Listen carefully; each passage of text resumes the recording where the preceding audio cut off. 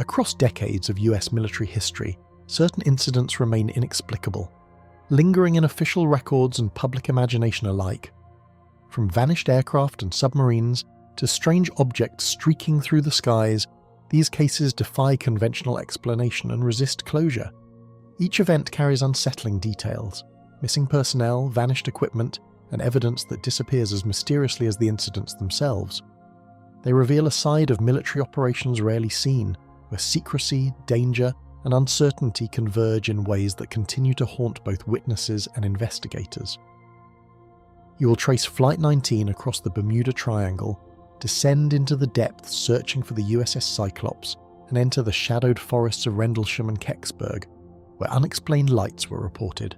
From desert plains in New Mexico to the remote waters of the Atlantic and Pacific, each location holds fragments of a story that remains unresolved, offering glimpses into phenomena that defy reason and leave lingering questions in their wake. The disappearance of Flight 19. A routine training exercise departed from Naval Air Station Fort Lauderdale on the afternoon of December 5, 1945, a clear day over the warm waters of the Western Atlantic, where naval aviators practiced navigation and bombing runs as part of their preparation for service in a rapidly changing post-war world.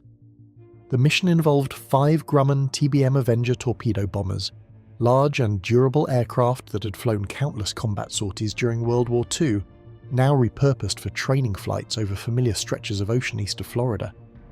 What began as a standard exercise soon became known as the disappearance of Flight 19, one of the most enduring and unsettling mysteries ever to confront the United States Navy. The training group was scheduled to fly a triangular route commonly used for navigation practice, first heading east from the Florida coast toward a set of shallow coral islands known as the Hens and Chickens Shoals. After completing simulated bombing runs over these sandy targets, the aircraft would continue north for a short distance before turning west and returning to base. The route had been flown many times before by student pilots and instructors alike, making it a reliable test of navigation skills over open water, where landmarks were scarce and precision mattered. Leading the group that day was Lieutenant Charles Carroll Taylor, an experienced naval aviator who had logged more than 2,500 hours of flight time, much of it during wartime operations in the Pacific.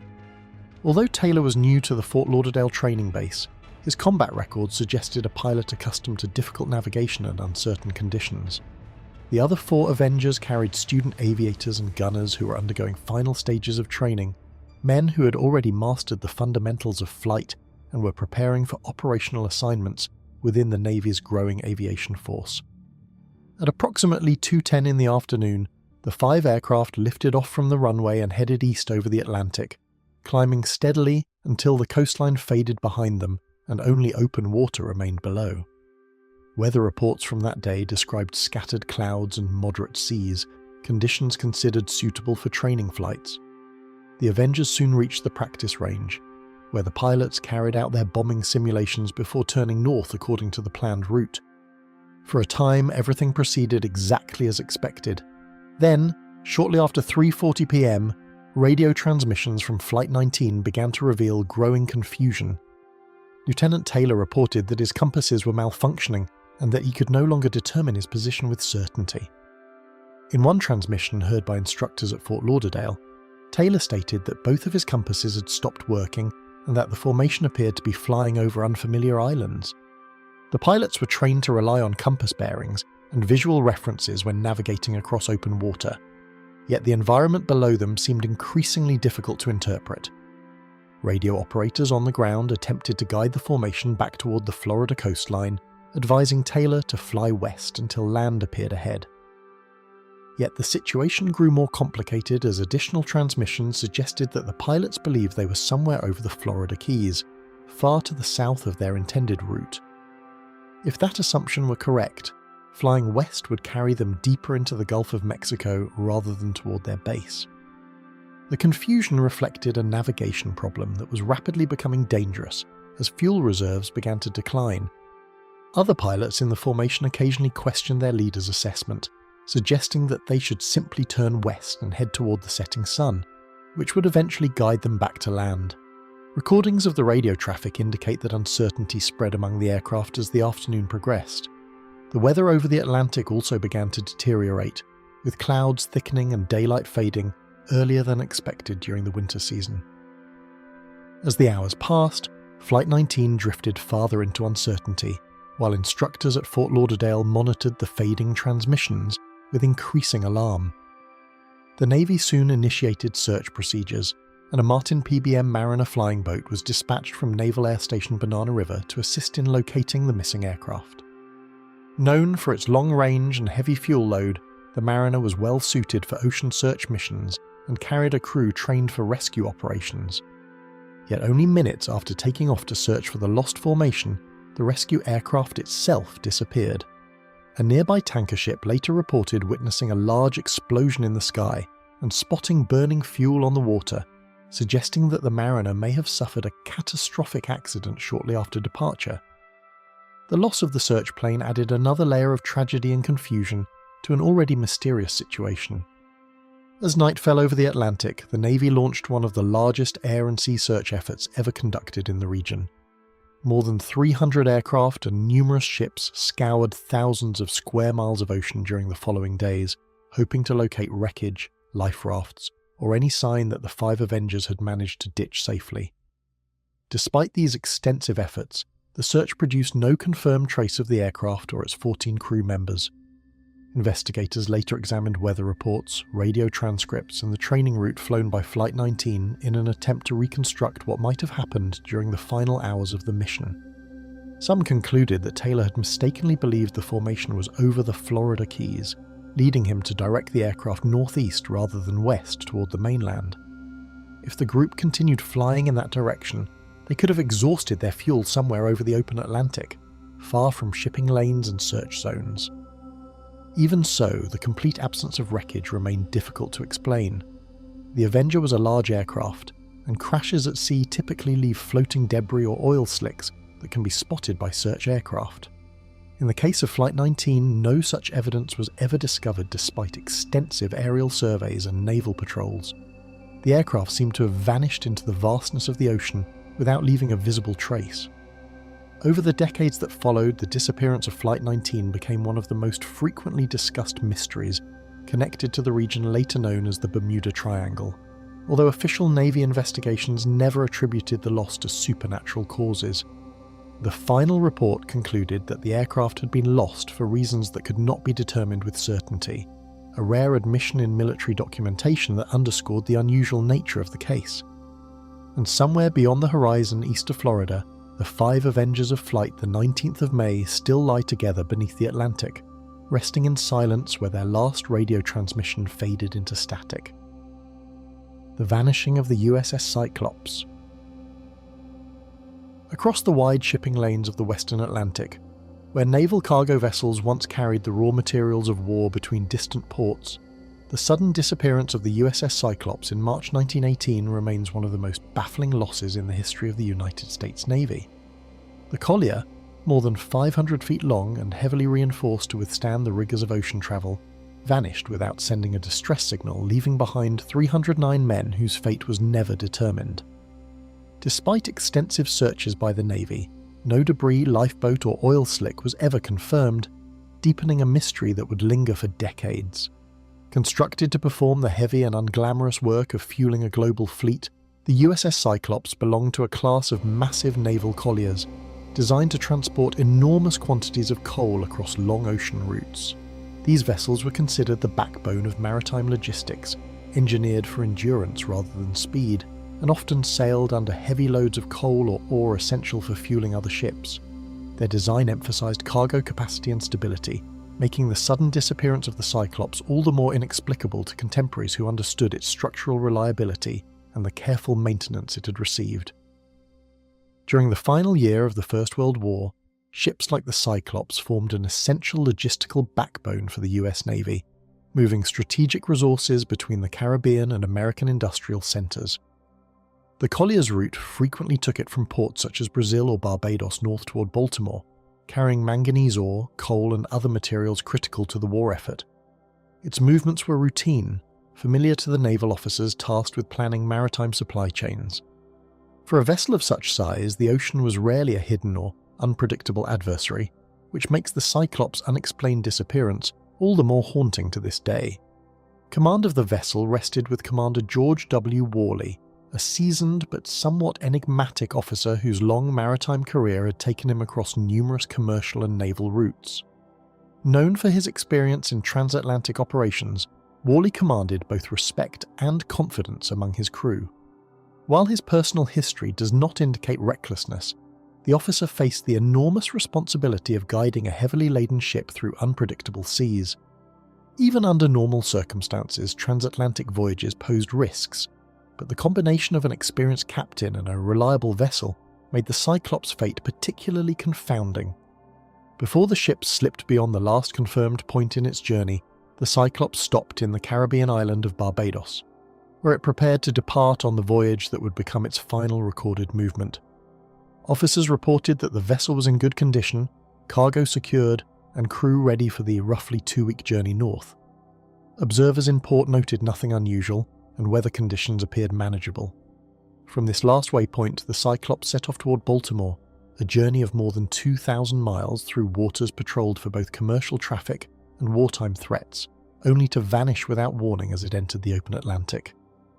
After leaving Barbados in early March 1918, the enormous collier sailed north toward the American coast and then seemed to dissolve into silence somewhere within the vast Atlantic expanse. No radio transmission, distress call or sighting was ever recorded after its departure, although the ship's large size and substantial crew should have made at least some contact possible. The Atlantic, even during wartime, had been mapped with care, and naval authorities expected any mishap to leave evidence, yet the Cyclops disappeared as if swallowed by the sea itself, leaving nothing to mark its final course. Even in an era accustomed to wartime danger at sea, the complete absence of any distress signal from such a large and well-equipped vessel immediately struck naval authorities as deeply unusual. Ships routinely carried radios capable of sending messages in emergencies, and other vessels in the region often monitored for signals. Yet the Cyclops, despite its crew of officers and experienced sailors, left no trace. The silence reverberated through naval command and sparked both immediate concern and long-term curiosity, as the absence of evidence became as ominous as any confirmed loss in combat. Because the disappearance occurred during the tense final phase of World War I, early speculation naturally turned toward the possibility that a German submarine had intercepted the ship. Submarine warfare was common in the Atlantic, and the idea of a U-boat attack initially offered a plausible explanation.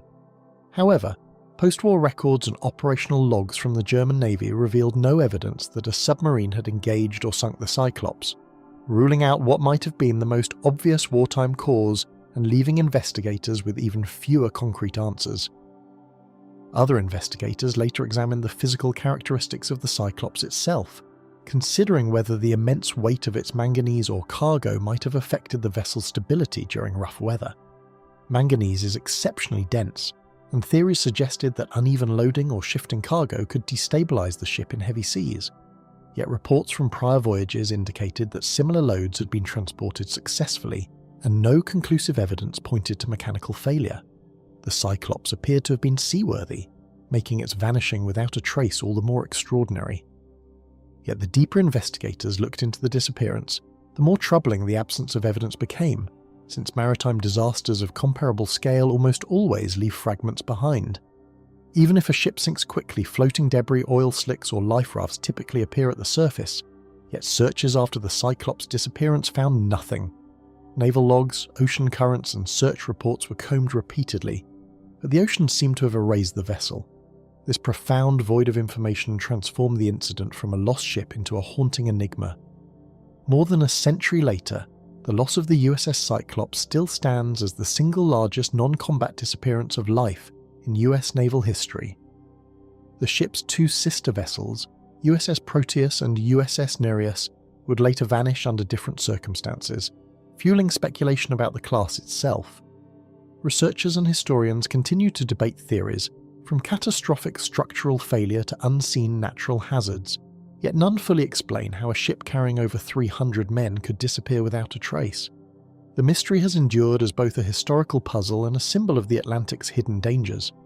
The Atlantic still guards the final resting place of the USS Cyclops, a steel giant carrying over 300 souls, vanished without a trace or a single clue to its fate. The green fireballs over Los Alamos. Strange luminous green spheres darted across the sky in the late 1940s, baffling observers and drawing the urgent attention of military personnel at one of the nation's most secretive research centres. Unlike ordinary meteors, these objects glowed with an unusual intensity, appearing to hover or manoeuvre unpredictably before disappearing at impossible speeds.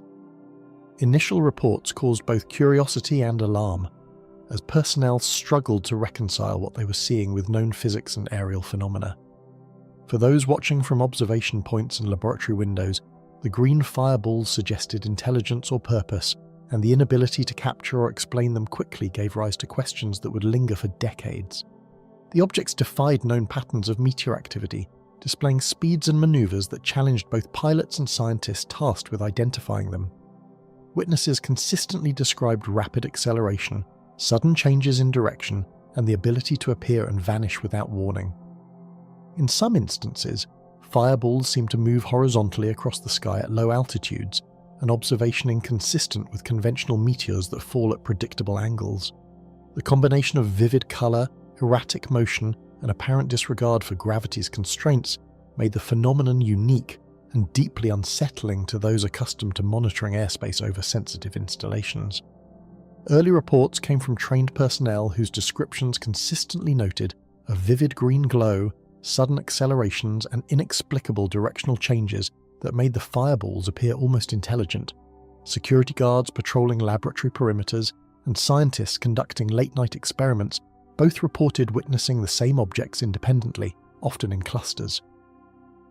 Their accounts emphasized a consistency of appearance and behavior that defied coincidence, and the fact that multiple credible observers described the same phenomenon lent weight to otherwise extraordinary claims.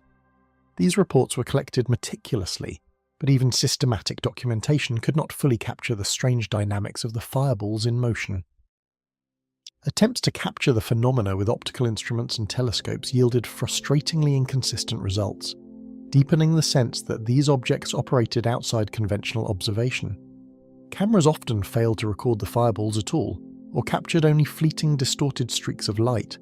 Telescopes provided brief glimpses but offered little clarity, and measurements of speed or altitude were imprecise. Investigators found that while human perception repeatedly confirmed the object's existence, technical instruments struggled to corroborate those observations, creating a tension between what was seen and what could be measured.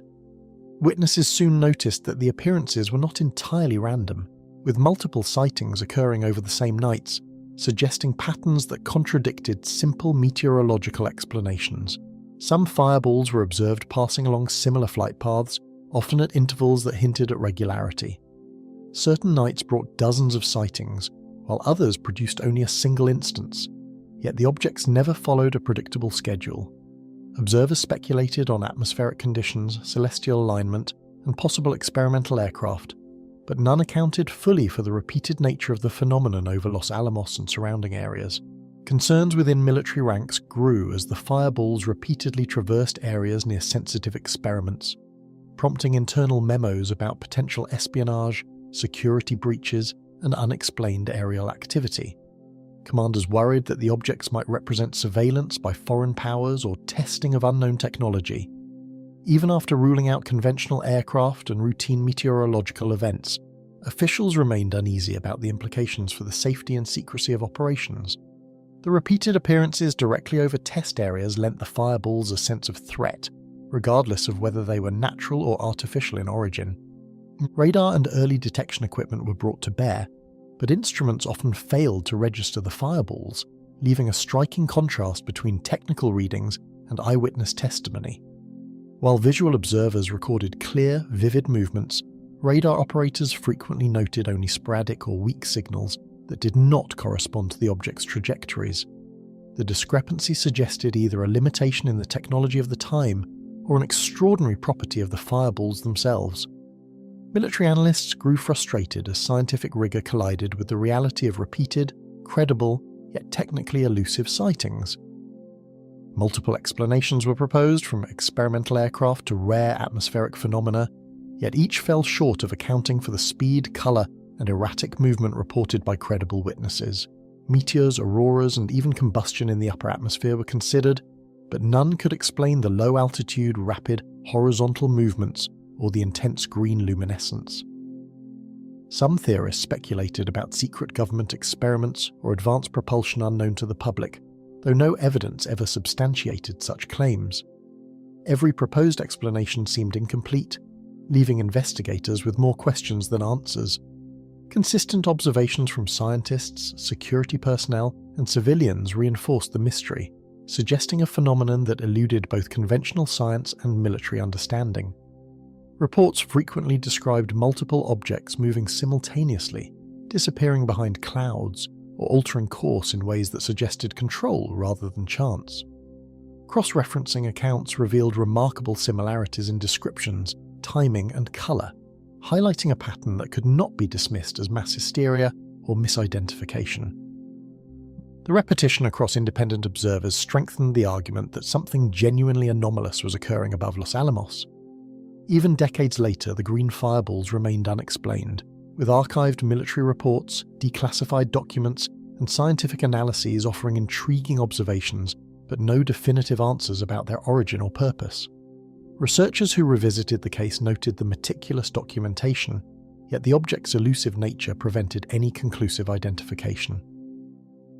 While some aspects of meteor behaviour and atmospheric optics offered partial explanations, the combination of speed, intensity, and unusual trajectories remained unresolved, making the green fireballs one of the most persistent and enigmatic sightings in US military history. The events left an enduring mark on military and scientific communities, reminding observers that some aerial mysteries resist explanation, despite careful documentation and rigorous investigation.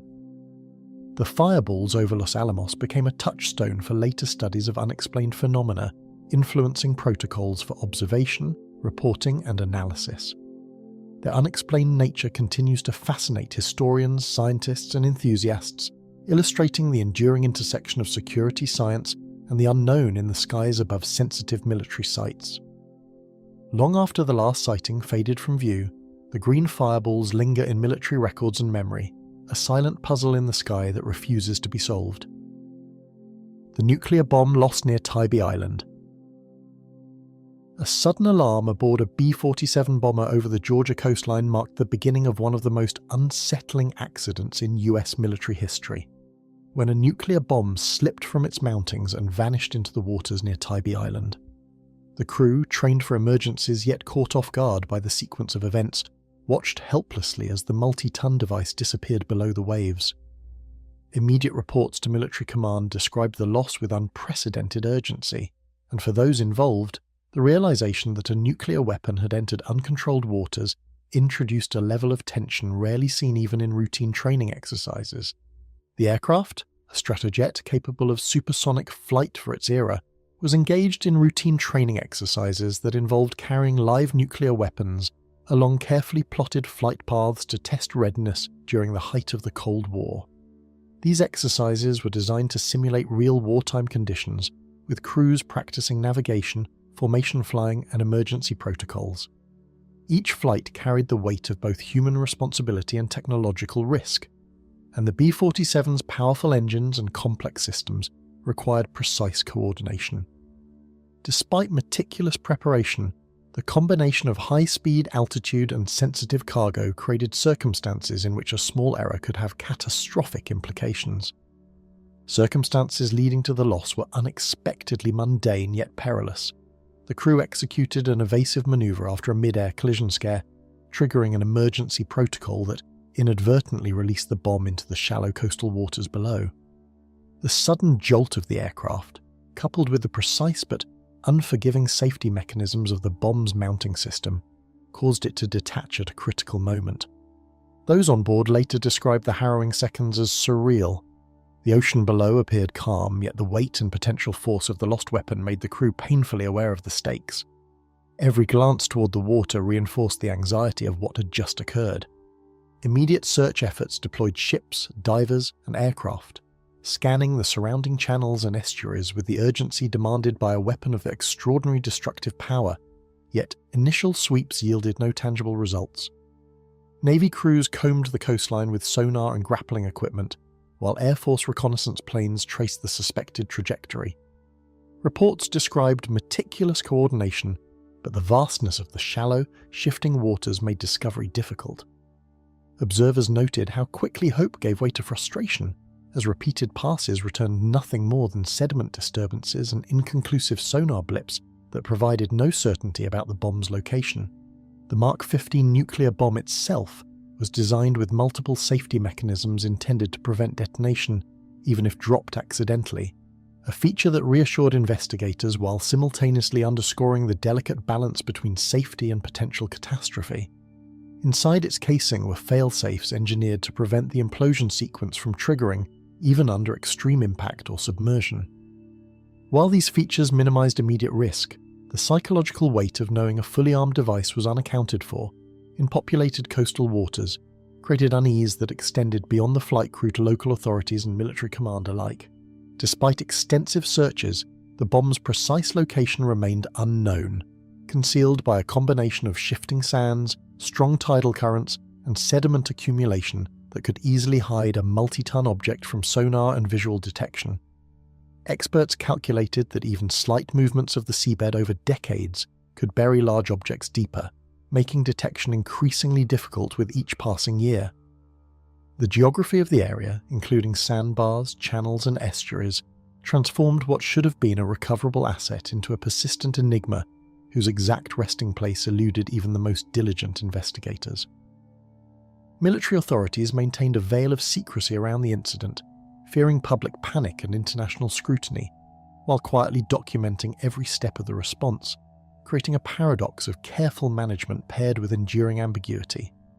Initial reports to higher command were marked classified, and residents often heard only vague explanations about training accidents. In the absence of detailed information, speculation grew, and yet every release of declassified documents years later confirmed the military's cautious approach, an acknowledgement of the loss without precise location, leaving the uncertainty intact for decades. Later investigations revisited the site with more advanced sonar, magnetometers, and other underwater detection equipment, yet even decades later, the results remained inconclusive, leaving the bomb's resting place a puzzle that modern technology could not fully resolve. Researchers noted anomalous readings in certain areas, but nothing could be definitively confirmed as the lost bomb. Each expedition highlighted the challenges of underwater detection in dynamic coastal environments, where tidal shifts, sediment accumulation, and debris could obscure even large metallic objects, perpetuating the mystery that had begun in 1958. Technical and environmental challenges compounded the mystery, as constant sediment shifts, murky waters, and coastal vegetation created conditions that made locating an object of such size virtually impossible without continuous monitoring. Specialists pointed out that sonar reflections could be distorted, false positives generated by natural features, and that the bomb might have sunk into a softer substrate that absorbed impact. These limitations transformed a once urgent search into a decades-long problem, where human perception and technology seemed perpetually at odds with the reality hidden beneath the waves. Over time, the lost bomb became a part of Cold War lore, a tangible symbol of how human error, mechanical systems, and the vastness of nature could converge to leave behind a potentially catastrophic enigma. Stories of the Tybee Island bomb entered newspapers, military anecdotes, and later historical analyses illustrating a broader tension of the era, the simultaneous reliance on advanced technology and the ever-present risk of uncontrolled accidents. For locals, historians, and military observers alike, the narrative of a nuclear weapon lost to shifting waters captured both fear and fascination in equal measure. For military analysts, historians, and residents alike, the Tybee Island incident has endured as a cautionary tale, one in which a single mistake created decades of uncertainty over a weapon whose presence could never be fully confirmed. Analysts continue to study the case to understand procedural weaknesses, the limitations of detection technology, and the ways in which human error intersects with complex systems. Even today, the story serves as a reminder that accidents in the military domain can leave consequences invisible, enduring, and unresolved for generations. Even now, beneath the shifting sands and tidal currents, the bomb's silent, invisible presence serves as a reminder that some dangers remain hidden in plain sight, lingering long after the alarms have faded. The final signals of the USS Scorpion. A series of routine radio transmissions from the USS Scorpion ceased abruptly in May 1968, leaving Naval Command with the unnerving realization that a nuclear-powered submarine had vanished somewhere in the Atlantic without a trace. The crew had been carrying out standard check-ins, each message confirming position, depth, and system status, yet the silence that followed struck fear into officers who knew the stakes. In a matter of minutes, the ocean went from routine patrol to a realm of uncertainty, leaving a nuclear vessel and its crew swallowed by the unknown. The final signals hinted at nothing amiss, yet the absence of subsequent communication suggested disaster. The Scorpion, a skipjack-class nuclear submarine, carried advanced propulsion systems, torpedo armaments, and a crew trained for high-stakes Cold War missions, embodying both technological sophistication and the inherent risks of undersea warfare. Its design prioritized speed, stealth, and endurance, allowing it to operate silently for extended patrols beneath the waves. The nuclear reactor offered an unmatched range, while onboard systems provided real-time monitoring of the vessel's depth, pressure, and engine function. Yet, all this sophistication could not shield the crew from the unpredictability of the deep ocean, nor from unforeseen mechanical or structural failures. On its final patrol, the vessel navigated a deep remote stretch of the Atlantic, where currents, underwater topography, and the pressure of the ocean combined to create an environment where even minor malfunctions could become fatal. The area was known for rugged underwater ridges, shifting thermoclines, and dense acoustic layers that could distort sonar readings. For a submarine operating hundreds of feet below the surface, a single miscalculation could become catastrophic. Crew members were aware of the environment's dangers, but the routine nature of the patrol may have lulled them into the assumption that their advanced systems would mitigate any hazards. In the hours leading up to the disappearance, sonar operators and nearby ships recorded intermittent noises and anomalous readings, though none provided a clear indication of the catastrophe that was about to unfold. Unusual pings and echoes were dismissed at first as marine life, debris, or normal mechanical sounds. Still, each anomaly increased the tension aboard monitoring stations, suggesting a pattern that could not be fully explained. The Scorpion's last movements remained a puzzle, and analysts later noted that the final signals contained subtle inconsistencies, minute irregularities that hinted at a sudden change in the vessel's status. As soon as contact was lost, the Navy launched a massive search operation, deploying surface ships, aircraft, and sonar teams to scan the vast swaths of deep ocean where the Scorpion had last been reported. The operation spanned hundreds of miles, with ships combing the waters using magnetic anomaly detectors and towed sonar arrays, while aircraft mapped the surface for signs of debris. Every effort was made to locate the submarine before any further complications could occur, yet the immense depth, combined with the unknown condition of the vessel, rendered the search extraordinarily difficult. Each hour without contact intensified the sense of urgency and dread among naval personnel. The submarine's nuclear propulsion and reinforced hull offered remarkable endurance, yet the extreme pressures and hidden dangers of the deep Atlantic left it vulnerable to sudden and catastrophic failure. Structural fatigue, rapid changes in water pressure, or unforeseen mechanical malfunctions could compromise the integrity of the vessel within moments. Engineers later emphasized that even minor cracks in pressure hulls could propagate rapidly under such conditions, leaving no time for crew response. The combination of advanced technology and environmental hazards created a paradox. The submarine was both incredibly capable and inherently exposed to forces beyond human control.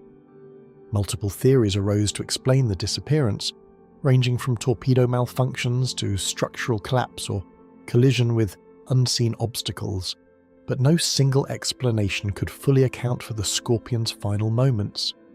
Some analysts suggested that a mechanical failure within a torpedo tube may have triggered a chain reaction, while others proposed a catastrophic reactor issue or implosion due to pressure stress. Still, each theory remained speculative, and the lack of definitive evidence kept debate alive. The mystery was compounded by the deep-sea environment itself, which left the submarine's final movements largely invisible to both technology and human observation. The ocean itself posed an additional challenge, as deep currents, thermoclines, and rugged seabed terrain made precise detection and recovery operations almost impossible, even with cutting-edge sonar technology. The seabed where the Scorpion disappeared was not flat. Ridges, trenches, and sediment fields created a landscape where debris could be scattered or buried, complicating search efforts. Acoustic signals were distorted by layers of water with varying temperatures and salinity, making sonar interpretations ambiguous. Every expedition to locate the submarine faced unpredictable obstacles that limited both the range and the accuracy of detection. When wreckage was eventually located, analysis of the scattered hull fragments and machinery offered tantalizing clues, but the sequence of events leading to the loss remained largely speculative. Investigators pieced together evidence from crushed compartments, fractured hull sections, and displaced equipment, building partial reconstructions of the submarine's final moments. Still, the condition of the debris left many questions unanswered, whether a mechanical failure or environmental force initiated the disaster, or whether multiple factors coincided in an unforgiving chain of events. The fragments revealed some truths, yet preserved the vessel's ultimate mystery. The disappearance reverberated through the Navy and the broader Cold War intelligence community, leaving a human and strategic void that no report or technological advance could fill. The loss of all 99 crew members prompted reviews of submarine safety, emergency protocols, and operational oversight, while casting a shadow over US nuclear submarine operations. Analysts and historians have debated the implications ever since, recognizing the combination of advanced technology, human factors, and oceanic unpredictability that contributed to the tragedy. The Scorpion became a case study in how powerful machines remain vulnerable to the hidden forces of nature. For decades, the Scorpion's final moments have been reconstructed only partially, its silence at the bottom of the Atlantic preserving questions about crew fate, technical failure, and the true nature of the disaster. While modern underwater exploration has advanced, the Atlantic depths retain secrets that technology cannot fully unravel. Experts continue to revisit the case, but the convergence of extreme depth, corrosive conditions, and the dispersal of wreckage ensures that many details will remain speculative. The submarine's story persists as a haunting emblem of isolation, danger, and the unknown forces beneath the waves. The depths hold the Scorpion's silence like a locked vault, where every echo of the past hints at answers that may never surface. The Kecksburg military recovery. A streak of fire tore across the sky above Kecksburg, Pennsylvania, on the afternoon of December 9, 1965, leaving residents stunned as a strange metallic object plunged into the woods with a sudden unearthly impact. The sky was unusually clear for winter, and the object's fiery descent drew gasps and disbelief from townspeople who watched it streak toward the horizon. Within moments, a low rumble echoed through the hills, and the nearby forest shook as the object collided with the earth, its landing marked by a sharp metallic resonance that no ordinary meteor could replicate. Witnesses recall a sudden silence afterward, an unsettling calm that presaged the rapid arrival of military personnel. Eyewitnesses described the object in vivid detail, acorn-shaped, glowing with an unusual coppery hue, and travelling at a speed that seemed impossible for any conventional aircraft of the era.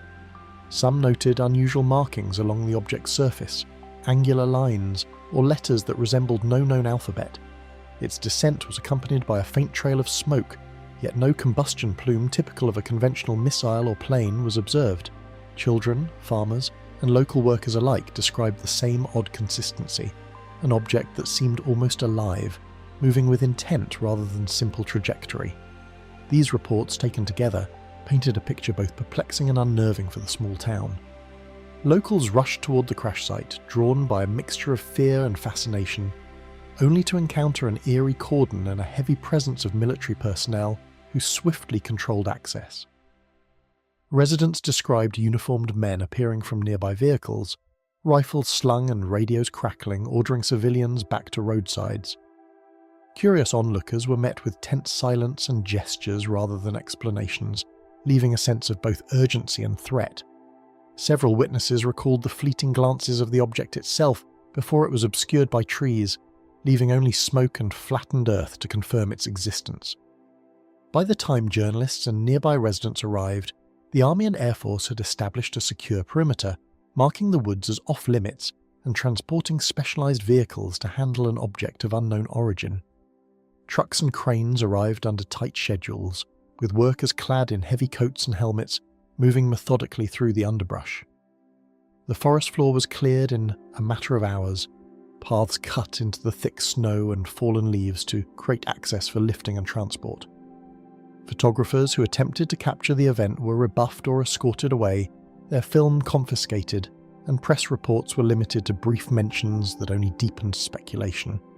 Descriptions of the object's surface included raised lettering or markings, unusual angles, and a metallic sheen that reflected sunlight in ways that defied ordinary observation, fueling speculation among both civilians and scientists. Some researchers suggested the object was constructed of unknown alloys, while others hypothesized it was an advanced military device, perhaps experimental or foreign. Its acorn-like shape and smooth curvature were inconsistent with conventional satellites or missiles, prompting engineers to consider possibilities ranging from aerospace testing to extraterrestrial design. Each new interpretation seemed plausible, yet none could be verified without access to the object itself. Reports suggest that the military quickly lifted or loaded the object onto trucks under tight security, moving it to an undisclosed location while maintaining silence over the operation's methods and purpose. Witnesses described long, flatbed vehicles navigating unplowed roads and disappearing into the surrounding countryside under guard. Helicopters reportedly circled overhead, monitoring for unauthorized observers, while soldiers marked boundaries and cleared paths with an efficiency that suggested pre-existing procedures for unknown hazards. Despite the haste, the object remained shrouded in mystery, its final destination and ultimate use unknown to the public. Conflicting news reports and the sudden disappearance of the object sparked widespread rumors, with some asserting that the government was intentionally concealing evidence of extraterrestrial origin or advanced experimental technology. Newspapers offered brief, sometimes contradictory accounts, citing anonymous sources or vague Air Force statements. Conversations in homes and workplaces swirled with conjecture as residents recounted glimpses, compared notes, and wondered whether the object might have contained living occupants or classified devices. These rumours grew in scope as the weeks passed, turning Kecksburg into a locus of curiosity, fear, and speculation. Years later, Air Force records and declassified documents provided fragments of insight, yet analysis of the object, its trajectory, and physical characteristics remained incomplete, leaving researchers with tantalizing but inconclusive data. Internal memos referenced the event as a recovery operation, while photographs and engineering reports remained partially redacted or missing. Scholars and UFO investigators pieced together what they could, examining flight paths, eyewitness sketches, and military communications, but definitive answers were elusive.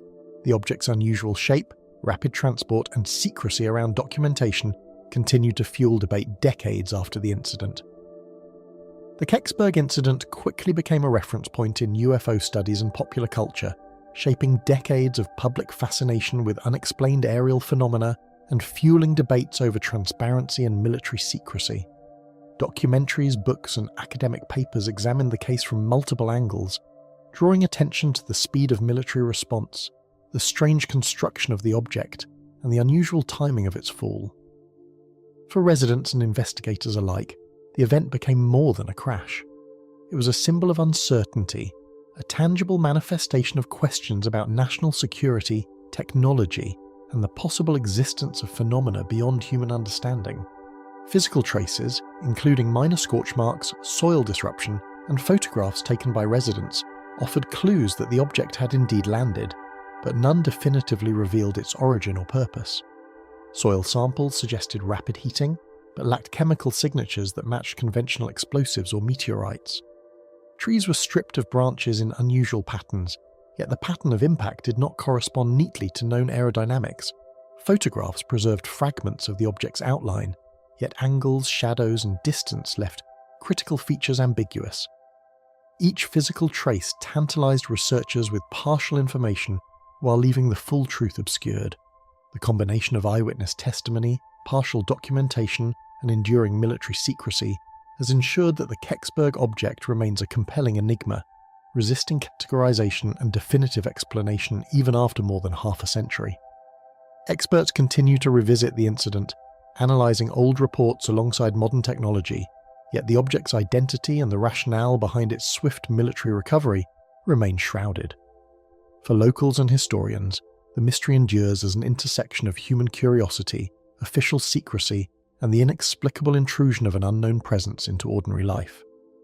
Though decades have passed and researchers continue to sift through records, the true identity of the Kecksburg object lingers just out of reach, hidden behind layers of silence and uncertainty. The fatal pursuit of Captain Thomas Mantell. Reports of a luminous object over Fort Knox on January 7, 1948, pulled Captain Thomas Mantell into the skies, setting the stage for a pursuit that would end in tragedy and lasting mystery. Air Force radar had detected the phenomenon earlier, and local ground observers had described a bright metallic disc hovering above the military reservation. Within minutes, Mantell and several fellow pilots were airborne, chasing a target that defied explanation and appeared to outpace conventional flight parameters. The mission began with routine urgency, but quickly escalated into a tense confrontation between man, machine, and an unknown entity in the upper atmosphere. Mantell climbed into his P-51 Mustang, a fighter renowned for speed and agility, but even this capable aircraft faced extreme challenges at the altitudes required to follow the unidentified craft. The Mustang could approach 40,000 feet under optimal conditions, but beyond 25,000 feet, engine performance diminished sharply. Mantell, a seasoned pilot with years of combat experience, was confident in his skill and training, yet he understood that pushing the aircraft to its limits carried inherent danger. Every gauge in the cockpit became a focal point as he monitored fuel, engine temperature, and oxygen levels, all while keeping the object in sight. Thin winter air and rapidly dropping temperatures made the ascent perilous, reducing oxygen availability and increasing the strain on both pilot and machine as Mantell pressed higher into the stratosphere. Frost began to form along the edges of the canopy, and the needle of the altimeter climbed steadily. Even brief distractions could have fatal consequences in such conditions, yet Mantell's focus on the glowing object ahead never wavered. The frigid atmosphere created both a physical and psychological barrier, amplifying tension as he ascended far beyond the altitudes at which he'd trained. Communications crackled between Mantell and ground control, each exchange revealing growing concern over the object's speed, trajectory, and apparent evasive maneuvers, as well as the limits of the aircraft's performance. Controllers cautioned him against climbing higher, reminding him of oxygen system limits and engine strain, yet Mantell pressed on. The dialogue revealed both the confidence of the pilot and the uncertainty of command, as no one could identify the craft or predict its behaviour. Each transmission heightened the tension, conveying the stakes of the pursuit and the fragile balance between curiosity and peril. As the chase intensified, Mantell manoeuvred sharply, climbing and banking, his focus narrowed entirely on the glowing metallic form ahead, leaving little room for caution or calculation. Observers on the ground traced his silhouette against the pale winter sky, noting his rapid ascent and the erratic maneuvers of the Mustang as it attempted to close the distance. Mantell's training and instinct guided him, yet even a veteran pilot could not anticipate the precise movement or nature of the object he pursued. The visual spectacle captivated witnesses, but for Mantell, every second brought new risks and diminishing margins for error. Above 25,000 feet, the physiological effects of hypoxia began to threaten Mantell's judgment, while the oxygen system struggled to maintain pressure, adding a silent danger to an already high-stakes pursuit. His thinking slowed, reflexes dulled, and decision-making capacity weakened in ways invisible to those monitoring from the ground. The oxygen mask and supplemental tanks could sustain him only briefly at these altitudes, and engine power continued to drop as he climbed, creating a perilous combination of human and mechanical vulnerability.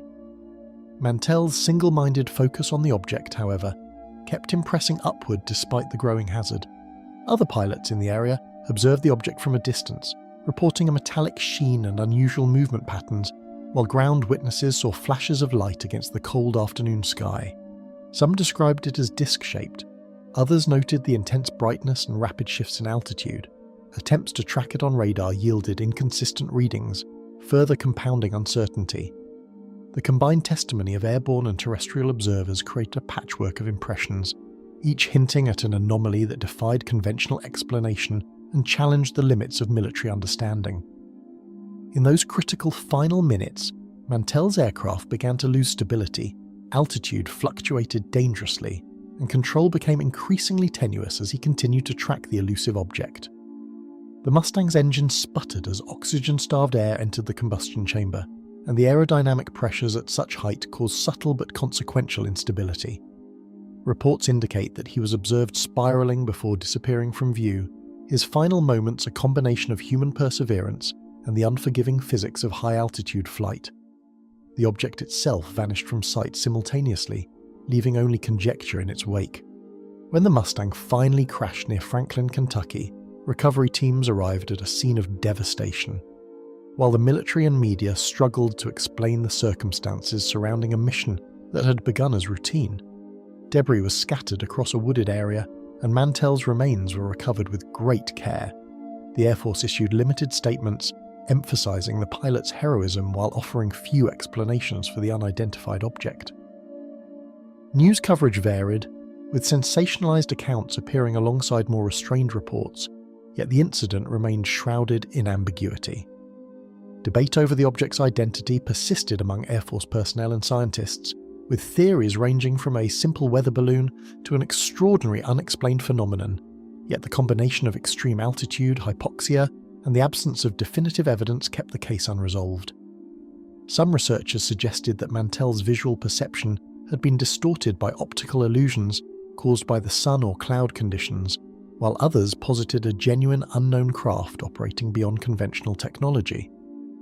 The lack of recovered material or additional sightings left both the public and military investigators with enduring questions. The pursuit of Captain Mantell remains a focal point in discussions of UFO encounters, Cold War-era aviation, and the deadly intersection of human courage with unknown phenomena. It exemplifies the risks faced by pilots during an era of rapid technological development and heightened tension, while also serving as a cautionary tale about the limits of human perception and machine capability. Mantell's name has endured in aviation history not only for his skill but for the haunting uncertainty surrounding the mission that claimed his life. The questions surrounding Mantell's last flight endure, suspended in the thin winter air he once navigated, where the object he chased remains unseen and unexplained. The Rendlesham Forest encounters. Cold December air pressed through the ranks of US Air Force personnel as they moved along the perimeter of RAF Woodbridge, unaware that a series of inexplicable events was about to unfold in the nearby forest. Soldiers, accustomed to routine nighttime patrols, initially regarded the quiet of the winter night as ordinary, yet subtle anomalies began to unsettle them almost immediately. Shadows seemed to linger unnaturally among the trees, and the undergrowth shifted in ways that defied explanation, creating an eerie tension that wrapped itself around the patrol. Within minutes, what began as minor unease transformed into a pervasive sense that the forest held a presence entirely beyond expectation or training, one that would be documented yet never fully explained. Military routine had trained these servicemen to expect unusual occurrences, but the combination of dense woods, sparse moonlight, and a night of heightened tension set the stage for something neither procedure nor experience could anticipate. The forest was a familiar environment, yet its contours, combined with shifting fog and uneven ground, created deceptive corridors of shadow that warped perception.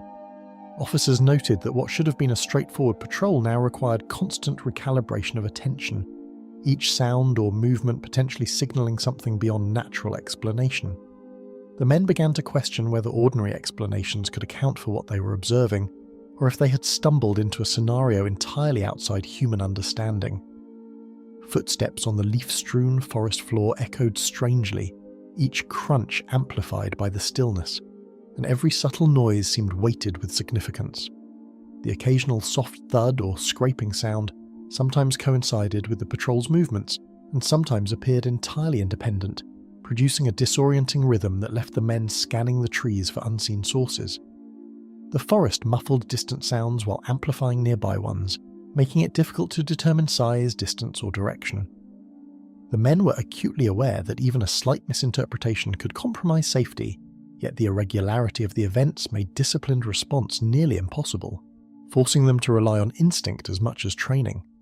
instruments carried by the team began signaling irregularities, brief surges in radiation readings and compass deviations that left the men exchanging uneasy glances, uncertain whether these readings indicated environmental anomalies, equipment malfunction, or something far stranger. Handheld detectors occasionally spiked for no discernible reason, while magnetic compasses wavered unpredictably, creating moments of collective disorientation. Even trained technicians were confounded by the readings, which did not correspond to natural geological patterns, weather conditions, or nearby metallic objects. The pattern of electronic disruption was intermittent but consistent enough to lend credibility to the notion that an unusual force was affecting their instruments, a force that refused to be categorized. Voices whispered in low tones as additional personnel arrived, confirming disorienting movements and shapes in the distance, creating a collective tension that reinforced the credibility of the phenomena. Some men described angular shapes partially obscured by mist. Others recalled reflections that appeared to move independently of any natural light source. The corroboration of multiple witnesses, all trained observers, prevented simple dismissal of the events as misperception or imagination. Their combined accounts, carefully logged later, painted a picture of sustained and interactive activity that challenged conventional understanding and suggested that the forest itself had become an arena for a phenomenon beyond ordinary explanation. A commanding officer led the group deeper into the forest, carefully navigating around fallen branches and mist-laden undergrowth.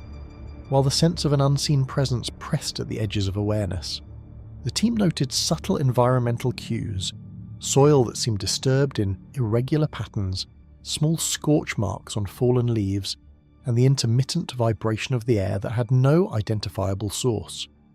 Even the most seasoned members expressed unease, aware that the forest itself seemed to manipulate perception, amplifying ordinary sounds and shadows in ways that intensified uncertainty and fear. Each step carried the tension of anticipating the unknown, and the group found itself moving with a mix of protocol, caution, and reluctant curiosity. Every snap of twigs and rustle of leaves heightened tension, the trees forming corridors of shadow that distorted distance and scale, making the ordinary terrain feel unpredictable and threatening. The interplay of moonlight and fog created irregular patterns on the ground, while the uneven undergrowth concealed depressions and obstacles that further disoriented the patrol. These conditions not only complicated physical navigation, but also challenged mental processing, leaving even the most disciplined personnel struggling to reconcile what they observed with expectations rooted in experience and training. At times, the forest seemed almost to respond to their presence, the sounds and disturbances subtly shifting as the men moved deeper into the trees. Detailed logs recorded the night's anomalies, instrument readings that spiked inexplicably, movements that could not be attributed to wind or wildlife, and repeated observations that defied conventional explanation. Officers meticulously documented each deviation, often cross-referencing multiple instruments and witness accounts to ensure consistency. These reports, filed in official channels, stressed the unusual reliability of the sensory and mechanical anomalies, while highlighting the enduring failure to produce a conventional explanation, framing the incident as both serious and unresolved. The documentation reflected a remarkable level of attention to detail, emphasizing the professionalism with which these unusual events were observed and recorded. Discussion among the men revealed an internal struggle between professional skepticism and instinctive alarm, as each individual wrestled with the conflict between protocol and what was actually experienced. Some maintained a calm analytical approach, attributing portions of the phenomenon to optical illusion, stress, or environmental quirks, while others could not deny the compelling sense that the events were extraordinary. This internal tension highlighted a broader challenge within military operations, reconciling disciplined rationality with the unavoidable reality of an unexplainable and potentially significant event. Arguments and debates occurred quietly among the men, each attempting to explain the anomalies, only deepening the sense of mystery. Follow-up surveys documented subtle but persistent physical evidence, impressions in soft soil, areas of slight scorch damage to foliage, and irregular patterns of disturbance that resisted logical explanation. Researchers noted that subsequent nights brought additional reports of unusual observations in the same general area, yet no conventional phenomenon could account for the consistency and repeated nature of the events. Attempts to recreate or predict the activity consistently failed, leaving both personnel and investigators frustrated and increasingly convinced that the encounters represented a singular and anomalous case that defied ordinary investigation and expectation. The Rendlesham Forest incidents remain a point of fascination and debate, emblematic of a military confrontation with something that defies categorization and leaves more questions than answers. The multiple trained observers, detailed instrumentation, and meticulously filed logs provide a uniquely robust record, yet they fail to resolve the central mystery. Decades later, the case continues to provoke analysis, speculation, and public intrigue, representing one of the few military encounters that remains thoroughly documented yet wholly unexplained, a persistent challenge to both reason and imagination, and a reminder of the limits of observation. Time has passed, but the forest preserves the memory of that December night, and the unexplained disturbances recorded there continue to challenge both reason and imagination, refusing to yield their secrets. The radar mystery. Over Washington, D.C. Unexpected signals began appearing on the radar consoles over Washington, D.C., catching operators off guard as multiple unidentified blips moved in coordinated yet inexplicable patterns across the nation's capital. It was the early hours of July 1952, and the 503rd Aircraft Control and Warning Group had been conducting routine airspace monitoring when the first anomalies appeared. Initially dismissed as atmospheric interference, the readings quickly multiplied, spreading across multiple screens and prompting tension among the men, trained to expect precision, not the unknown. As the objects persisted, the operators sensed that this was no ordinary malfunction, a suspicion confirmed by the precision and consistency of the radar data. The radar technicians, trained to detect both conventional aircraft and atmospheric anomalies, scrutinized each readout with growing concern as the objects defied standard tracking protocols. The screens showed blips moving at speeds far beyond contemporary jet capabilities, sometimes stopping suddenly or reversing direction without warning. Operators double-checked equipment, recalibrated transmitters, and even swapped consoles, yet the anomalous readings remained persistent. Their experience in handling false echoes and common environmental interferences did not explain, leaving the men unsettled and aware that the phenomena could not be neatly categorized by routine procedures. Soon, corroborating readings emerged from nearby Air Force stations, confirming that the phenomenon was not localized or the result of equipment failure, but something far more enigmatic. Radar operators at Andrews Air Force Base and Gravelly Point reported similar blips, tracking them simultaneously with those in Washington. The synchronized detection across multiple locations indicated that these were genuine aerial events, not electrical anomalies or misreadings. The data suggested coherent movement patterns that bore no resemblance to conventional aircraft or meteorological disturbances, raising urgent questions about the origin and nature of these unidentified objects. Command centers rapidly mobilized, scrambling fighter jets in an attempt to intercept the mysterious targets, though no visual confirmation could be obtained despite the precision of the radar data. Pilots flying F-94 Starfires reported searching vast sectors of the sky, yet their eyes detected nothing. No contrails, lights, or shapes corresponding to the radar blips. The juxtaposition of flawless technological tracking and complete visual absence amplified uncertainty, challenging both operators and air crews to reconcile what they knew to be true with what they could observe. Each sortie became a study in anticipation and frustration, as every approach yielded no contact with any tangible object. Pilots reported objects accelerating abruptly, making maneuvers impossible for any known aircraft, and sometimes vanishing entirely from sight while remaining visible on radar screens. Their testimony emphasized sudden climbs, sharp turns, and changes in velocity that defied contemporary aeronautical limits. Some described a sensation of being momentarily disoriented as instruments reacted unpredictably near the targets, suggesting an interaction between the objects and onboard systems. The accounts were corroborated by multiple pilots, creating a record of unexplained activity that challenged assumptions about both human perception and machine accuracy in the controlled environment of military aviation. The instruments themselves displayed irregular behavior, with targets appearing, disappearing, and reappearing without explanation, challenging both the physics understood at the time and the confidence of seasoned operators. Compasses occasionally wavered, altimeters flickered, and radar sweeps revealed intermittent, sharp returns that defied the expected physics of radar reflection. Operators documented patterns that seemed deliberate yet impossible, as if the objects could manipulate both perception and measurement. Each anomaly reinforced the sense of encountering something entirely unprecedented, a presence that operated within the airspace yet beyond conventional understanding or control. As the night wore on, military personnel faced rising tension and uncertainty, balancing strict procedural response with the unsettling realization that the events could not be fully explained. Air controllers and flight crews communicated continuously, coordinating interception attempts while analyzing every nuance of radar feedback. The stress of maintaining composure under the weight of unexplained phenomena was palpable, amplified by the responsibility to safeguard national airspace during a period of geopolitical anxiety. Even minor discrepancies in readings were scrutinized intensely, each anomaly interpreted as potentially critical in the unfolding mystery. Internal investigations offered theories ranging from atmospheric phenomena to electrical interference, but none satisfied the observations recorded across multiple monitoring stations and eyewitness accounts.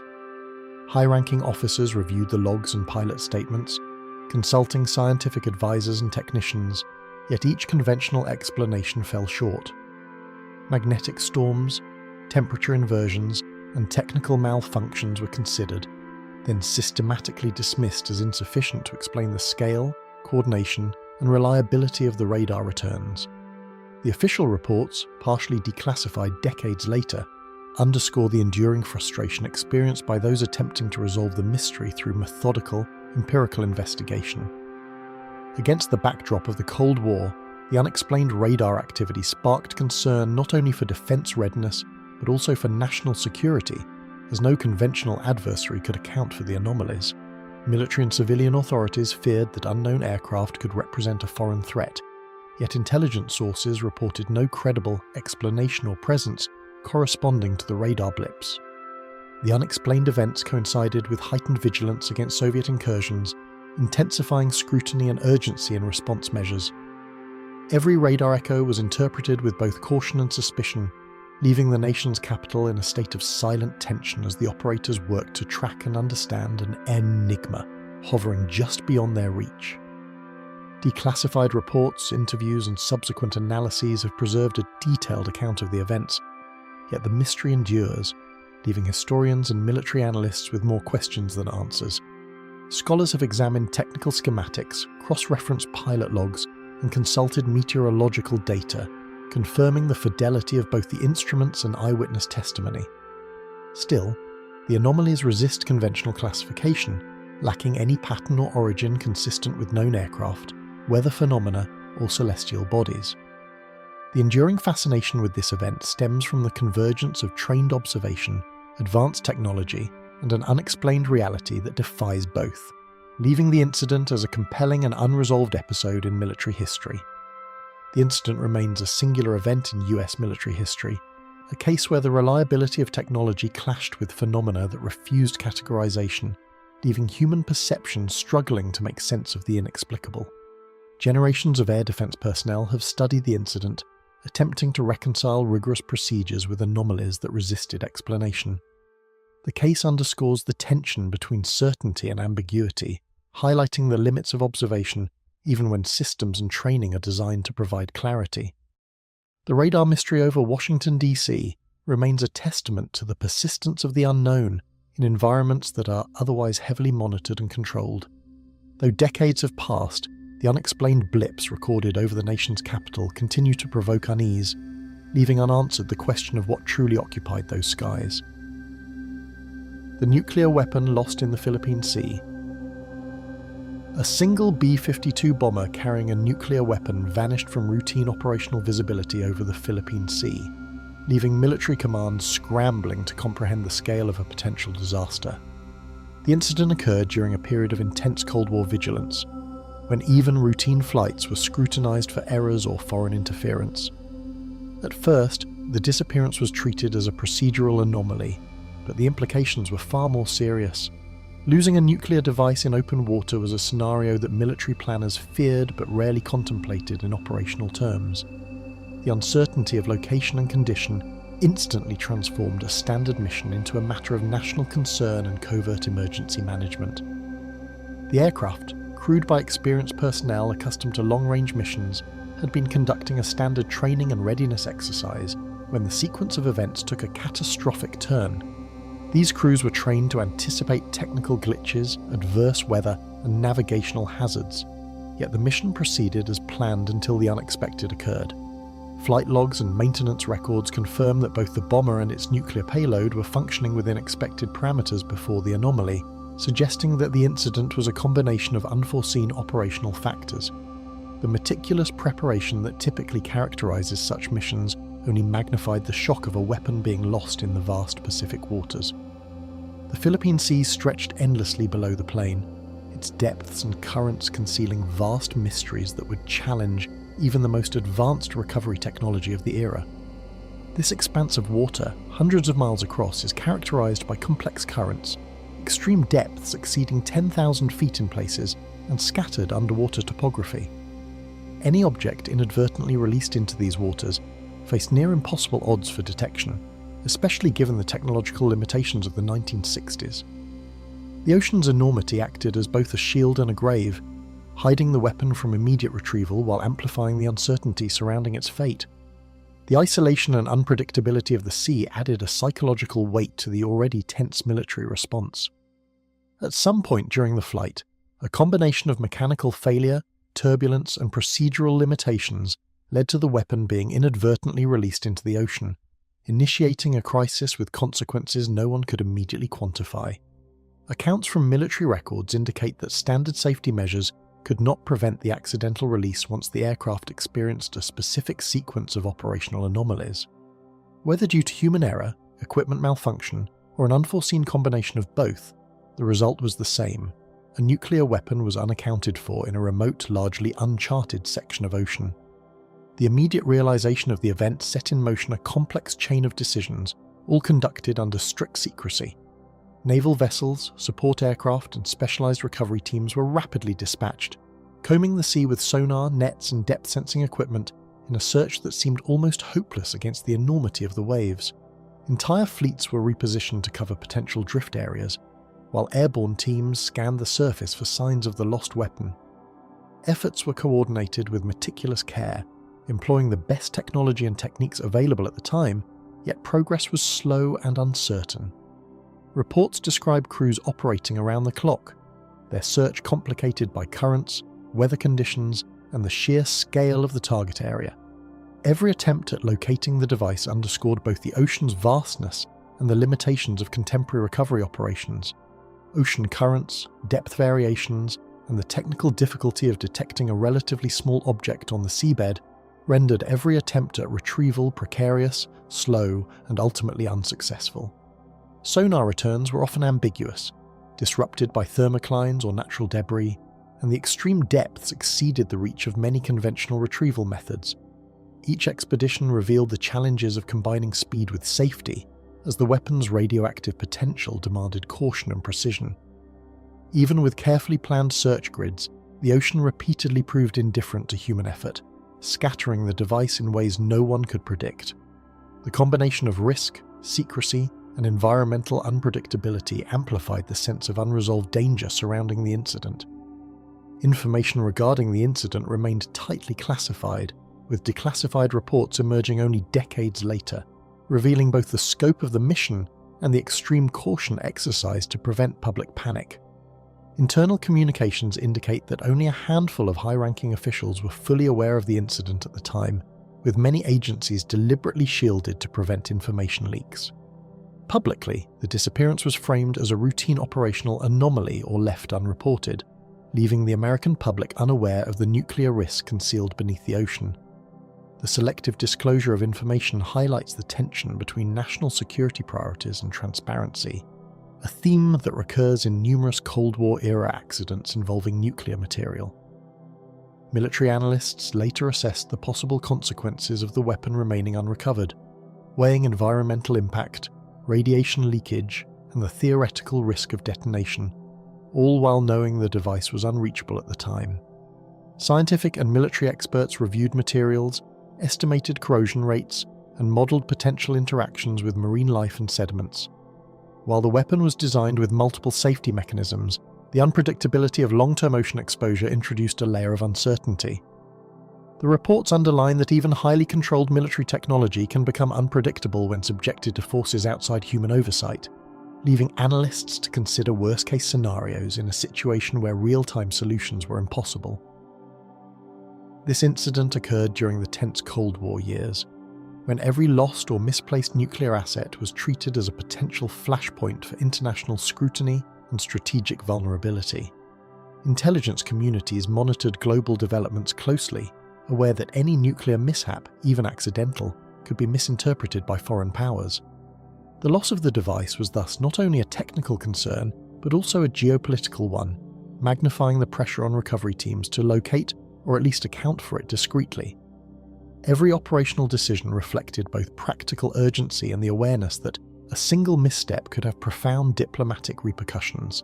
Even after exhaustive searches and the development of more sophisticated detection technologies in subsequent years, the exact location of the lost weapon has never been confirmed, leaving the Philippine Sea as both graveyard and enigma.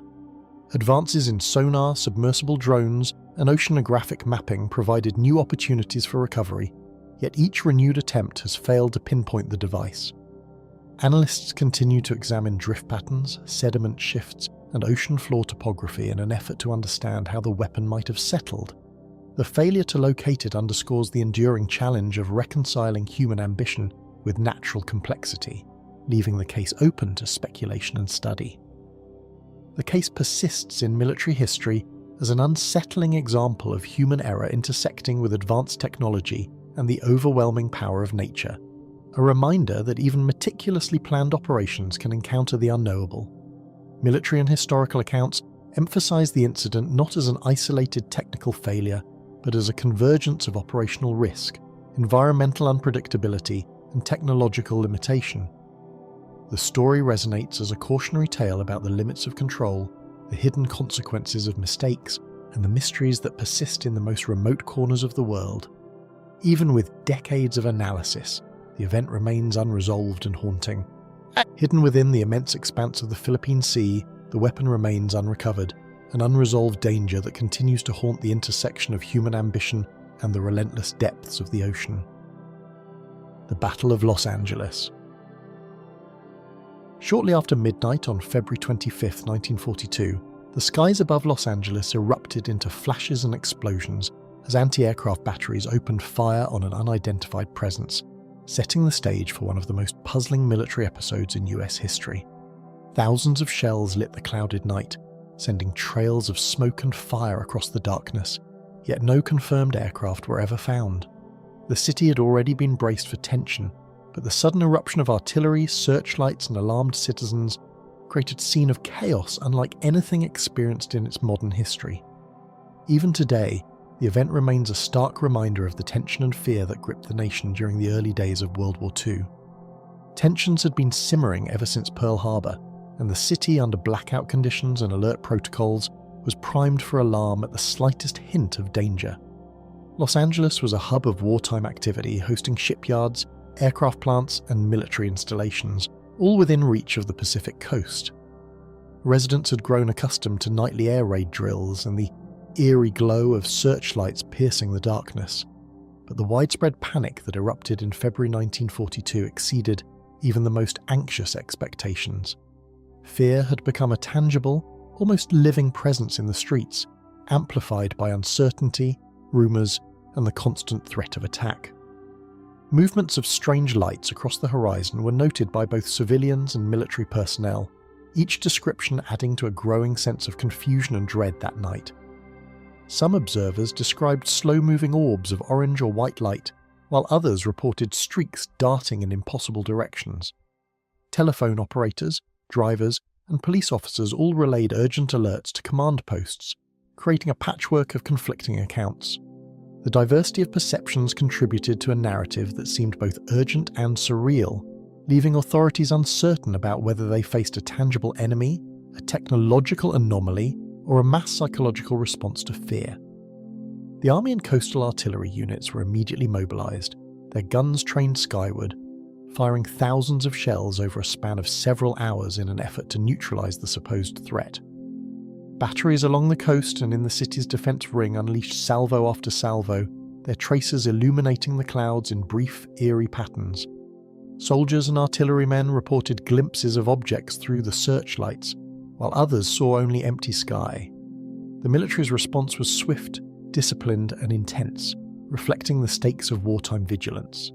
Yet the absence of identifiable targets soon became apparent, feeding the enigma surrounding the event.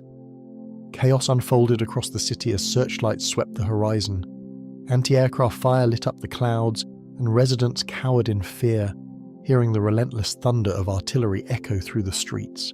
Families huddled in darkened rooms, streets emptied of all but the most determined wanderers, and police struggled to manage panic and maintain order. Windows shattered from the shock of nearby shells, and some neighbourhoods reported minor fires caused by falling shrapnel. The combined effect of these elements created a night of almost cinematic terror, one that blurred the line between an actual military engagement and collective hysteria, leaving memories that would linger for decades. Military command attempted to determine whether the lights indicated enemy aircraft, but radar readings, visual observations and flight reports produced no conclusive evidence, leaving analysts with an unresolved puzzle. Early radar systems had detected anomalies that appeared consistent with aerial targets, yet these blips never corresponded to any known aircraft formations. Pilots were scrambled, but air patrols found no tangible presence. Official reports later suggested that some readings might have been caused by weather phenomena or even flocks of birds reflecting searchlight beams, yet no single explanation could account for the intensity, scale, or duration of the artillery engagement, leaving a lingering sense of mystery in the official record. When the dawn revealed the aftermath, sporadic damage to rooftops and streets stood as testimony to the night's intensity, yet no planes or intruders were found, deepening the mystery for both authorities and the public. Newspapers ran photographs of spent shells and blackened landscapes, but eyewitnesses offered conflicting stories about what they had seen. Civilians recounted bursts of light and the sound of engines, while soldiers insisted that their instruments had recorded something substantial. The juxtaposition of physical evidence and the absence of verifiable targets created a narrative that was both compelling and confounding, ensuring that the incident would remain the subject of speculation for generations. In subsequent decades, investigators explored explanations ranging from weather balloons to atmospheric anomalies, yet none could fully account for the scale and precision of the reported activity. Some researchers proposed that nervous gunners may have fired at flares or reflections, while others suggested that unknown craft could have been involved. Declassified military documents confirmed that the event had been taken seriously at the time, though conclusions were vague and contradictory. This interplay of official caution, speculative analysis, and incomplete data ensured that the Battle of Los Angeles would persist as a puzzle where every answer seemed to raise new questions rather than provide closure. The night's events raised questions about human perception under stress, the limitations of early radar technology, and the rapid decisions made by military personnel confronted with ambiguous threats. It illustrated how fear and preparedness could intersect to create an extraordinary situation in which both civilians and the armed forces were caught off guard. Psychologists, historians, and military analysts have revisited the incident repeatedly, debating the influence of mass anxiety, wartime vigilance, and environmental conditions. Each investigation offered insights, but also underscored the enduring challenge of reconciling disparate accounts, technology limitations, and the unreliability of subjective observation in extraordinary circumstances.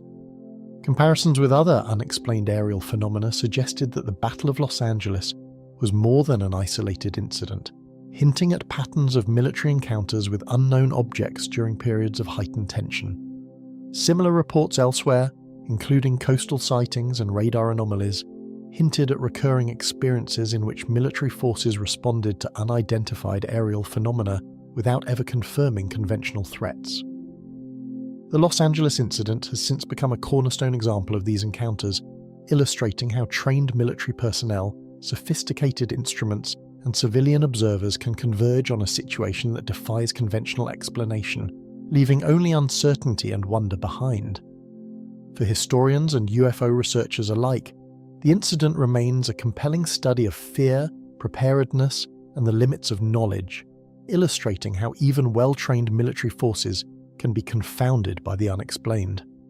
It shows how human perception, mechanical instruments, and cultural context can combine to produce events that seem extraordinary, even when grounded in real wartime procedures. The Battle of Los Angeles exemplifies a moment when the ordinary rules of engagement and expectation failed to fully explain what was seen in the sky, leaving a legacy of debate and fascination that continues to resonate in studies of military history and unidentified aerial phenomena. Even now, more than 75 years later, the night sky over Los Angeles continues to conceal the truth behind an event that no artillery barrage, searchlight, or investigation has ever fully unraveled. The Palomares Broken Arrow Incident. A seemingly ordinary refueling operation over southern Spain turned into a catastrophe when a B-52 bomber collided with a KC-135 tanker, sending hydrogen bombs scattering across the terrain and igniting an urgent military response. The mid-air collision occurred during routine operations in the early hours of January 17, 1966, and immediately posed a threat far beyond anything the crew or military planners had anticipated. The bomber, carrying 4 thermonuclear weapons, broke apart mid-air, and fragments of aircraft and bombs fell across villages and farmland, compelling both air and ground units to respond with unprecedented speed and caution. Smoke and fire erupted over Palomares as villagers watched debris tumble from the sky, and a sudden wave of confusion and alarm spread through the small communities below. Locals reported strange flashes and explosions, with fragments hitting rooftops, fields and roads, leaving a trail of destruction that contrasted sharply with the otherwise quiet agricultural region. Families sought shelter, livestock panicked, and the sky seemed to tremble with the impact of falling metal, creating an atmosphere of fear compounded by the mystery of what had caused the flashes and where the dangerous materials might have landed.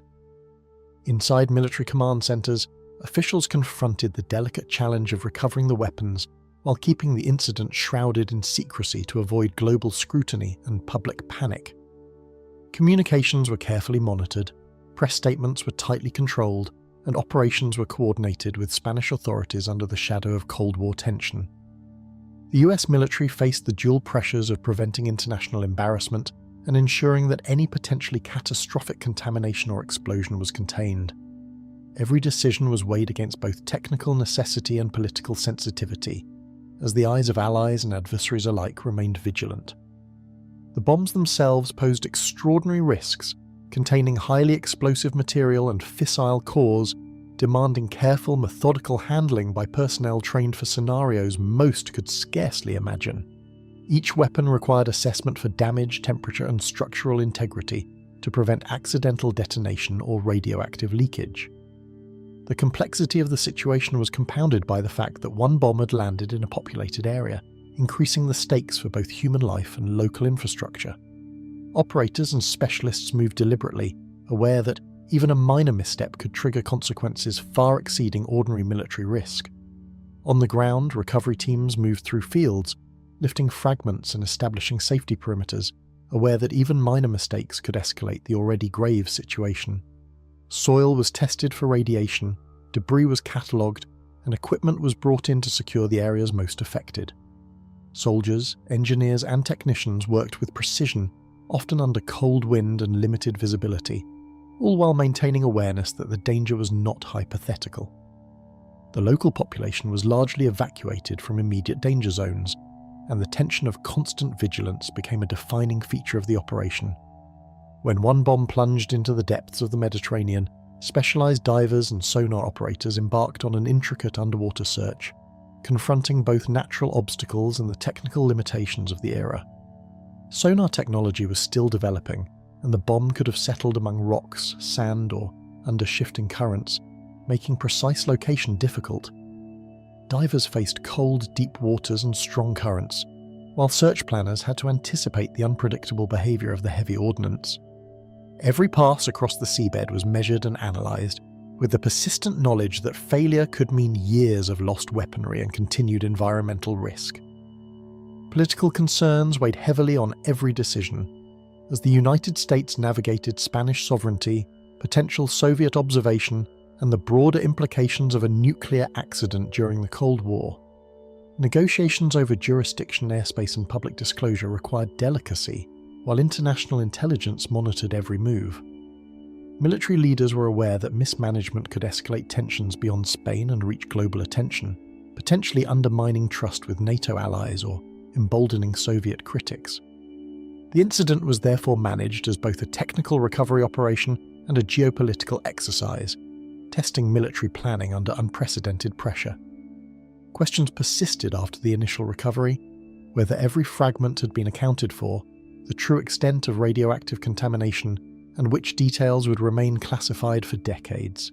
Subsequent studies found traces of plutonium in soil and vegetation, though official reports often underplayed contamination levels to maintain public confidence. Long-term environmental monitoring became necessary, yet gaps in data and selective disclosure left uncertainty.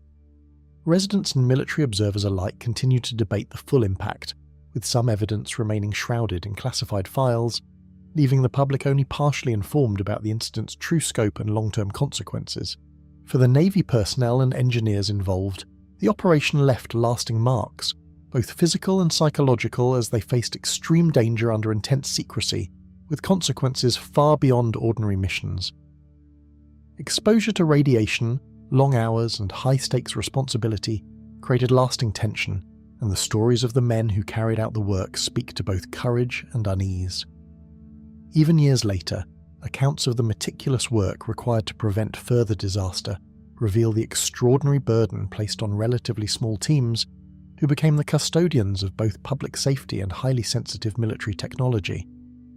Palomares came to symbolize the hidden hazards of nuclear deployment, demonstrating how mechanical error, human oversight, and complex logistics could combine into a near catastrophe with global implications. The incident underscored how even routine operations, under the wrong circumstances, could spiral into events with far-reaching consequences, touching civilian lives, international relations, and military doctrine. Safety protocols were reviewed, procedures adjusted, and lessons learned.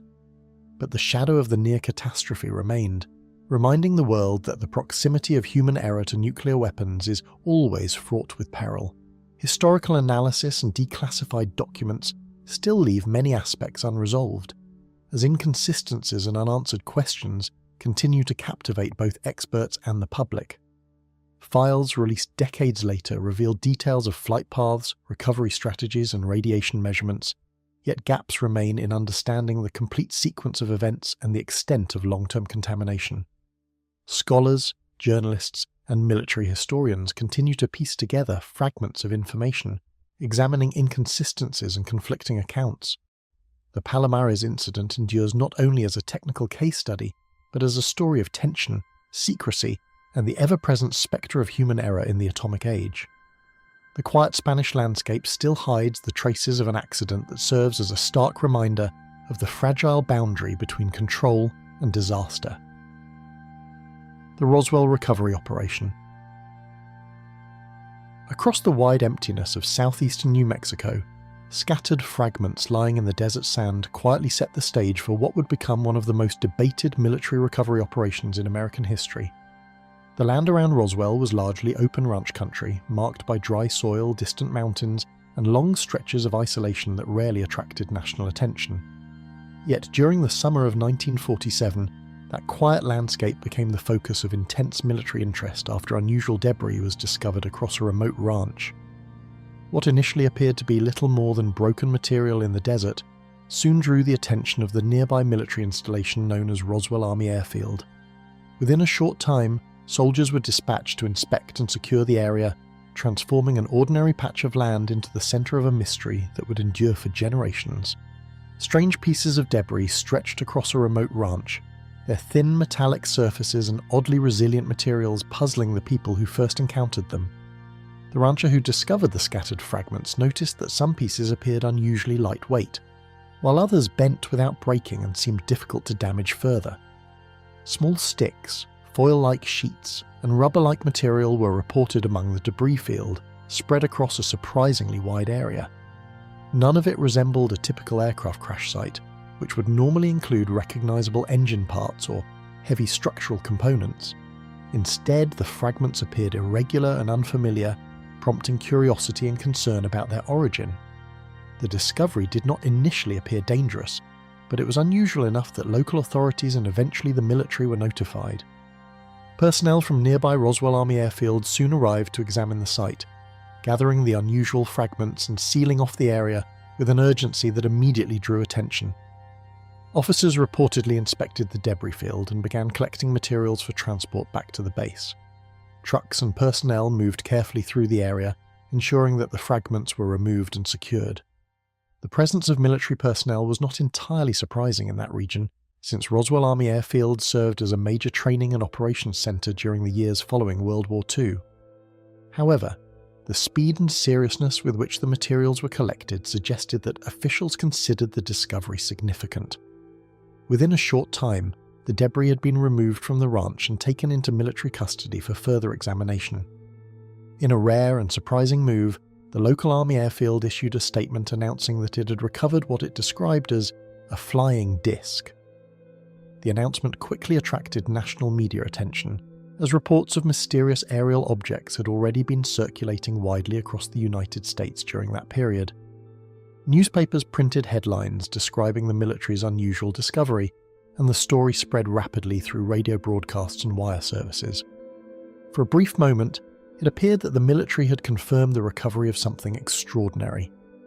The statement was remarkable not only for its wording, but also for its openness, as the armed forces rarely commented publicly on unexplained aerial sightings. The announcement seemed to validate the growing public fascination with strange objects reportedly appearing in the skies. Only hours later, that dramatic claim was replaced by a different explanation, as military officials clarified that the recovered debris belonged to a weather balloon. Photographs released to the press showed officers displaying fragments of balloon material and equipment that appeared relatively ordinary. The sudden reversal created confusion among reporters and observers who had already circulated the earlier statement. Military representatives insisted that the debris had been misidentified at first and that no unusual craft had been recovered. The revised explanation appeared straightforward and plausible, yet the speed with which the original claim was withdrawn left lingering questions about what had actually been discovered. For many observers, the abrupt change in narrative became the beginning of a long-standing controversy.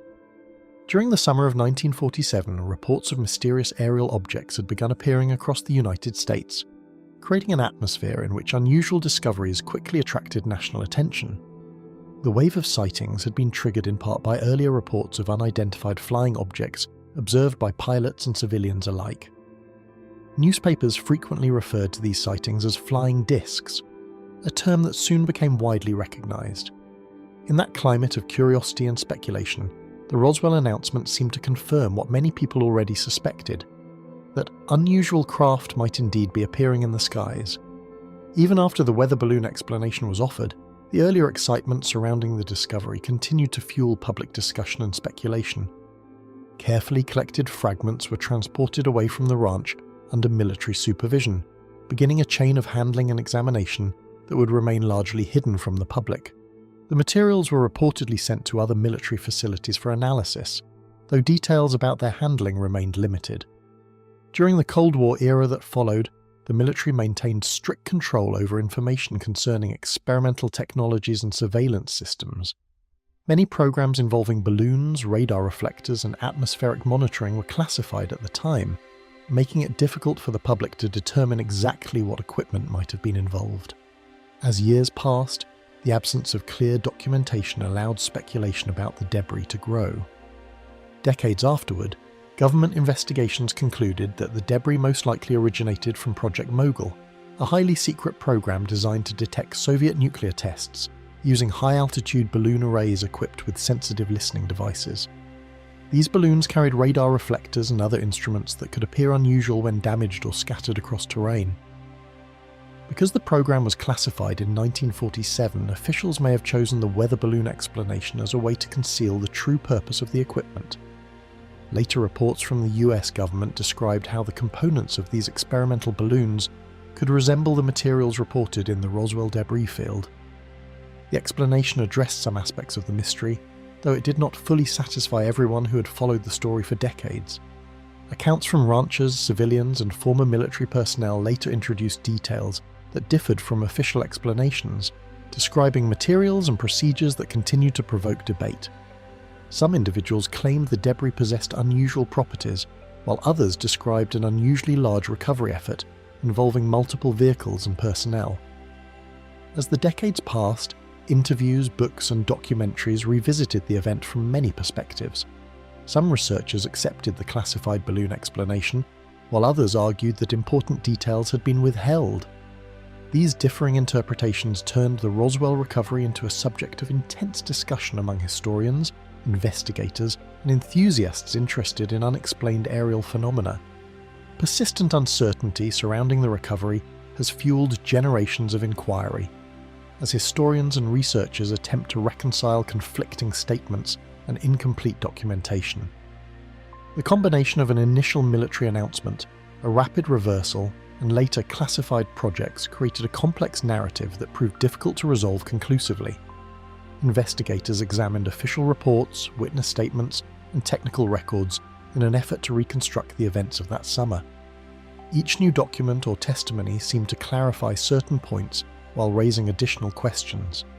The story's longevity stems largely from these unresolved contradictions, which continue to invite fresh analysis and interpretation. Over time, the incident outside Roswell evolved into a cultural and historical mystery, standing at the intersection of Cold War secrecy, military procedure, and public curiosity. Museums, archives, and research organizations have examined the case as an example of how classified technology and limited information can shape public perception. The event also illustrates how quickly a small discovery in a remote location can grow into an enduring historical puzzle. While official explanations now emphasize the role of experimental surveillance equipment, the story's unusual sequence of events has ensured that Roswell remains widely discussed. What began as scattered debris in a desert pasture ultimately became one of the most famous recovery operations ever associated with the US military. What the military ultimately recovered from the desert that summer remains a question whose full answer may still lie hidden among classified records and fading memories. The Nimitz Carrier Strike Group encounter. Vast stretches of ocean west of Southern California often serve as the training ground for some of the United States Navy's most advanced aviation units, where fighter squadrons rehearse complex maneuvers over open water under the watchful coordination of radar operators aboard powerful warships. During one such exercise in November 2004, a series of events unfolded that would later become one of the most discussed and puzzling aerial encounters ever reported by US military personnel. The incident, now widely known as the Nimitz Carrier Strike Group UFO encounter, involved multiple aircraft, advanced radar systems, and trained observers who all attempted to understand an object whose movements seemed to challenge conventional expectations of flight. Across the waters of the Pacific, the USS Nimitz CVN-68 Carrier Strike Group had been conducting routine training operations designed to simulate combat scenarios and air defense coordination.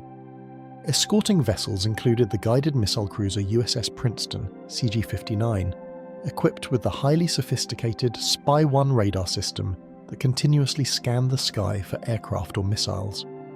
Operators aboard the Princeton had begun noticing unusual radar returns days before the now famous encounter, detecting aerial objects descending rapidly from extremely high altitudes before hovering or drifting slowly above the ocean surface.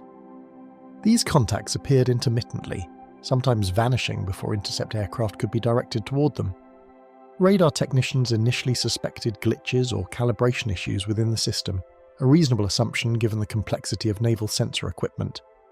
The Princeton crew reportedly recalibrated and restarted their radar several times in an effort to rule out technical faults.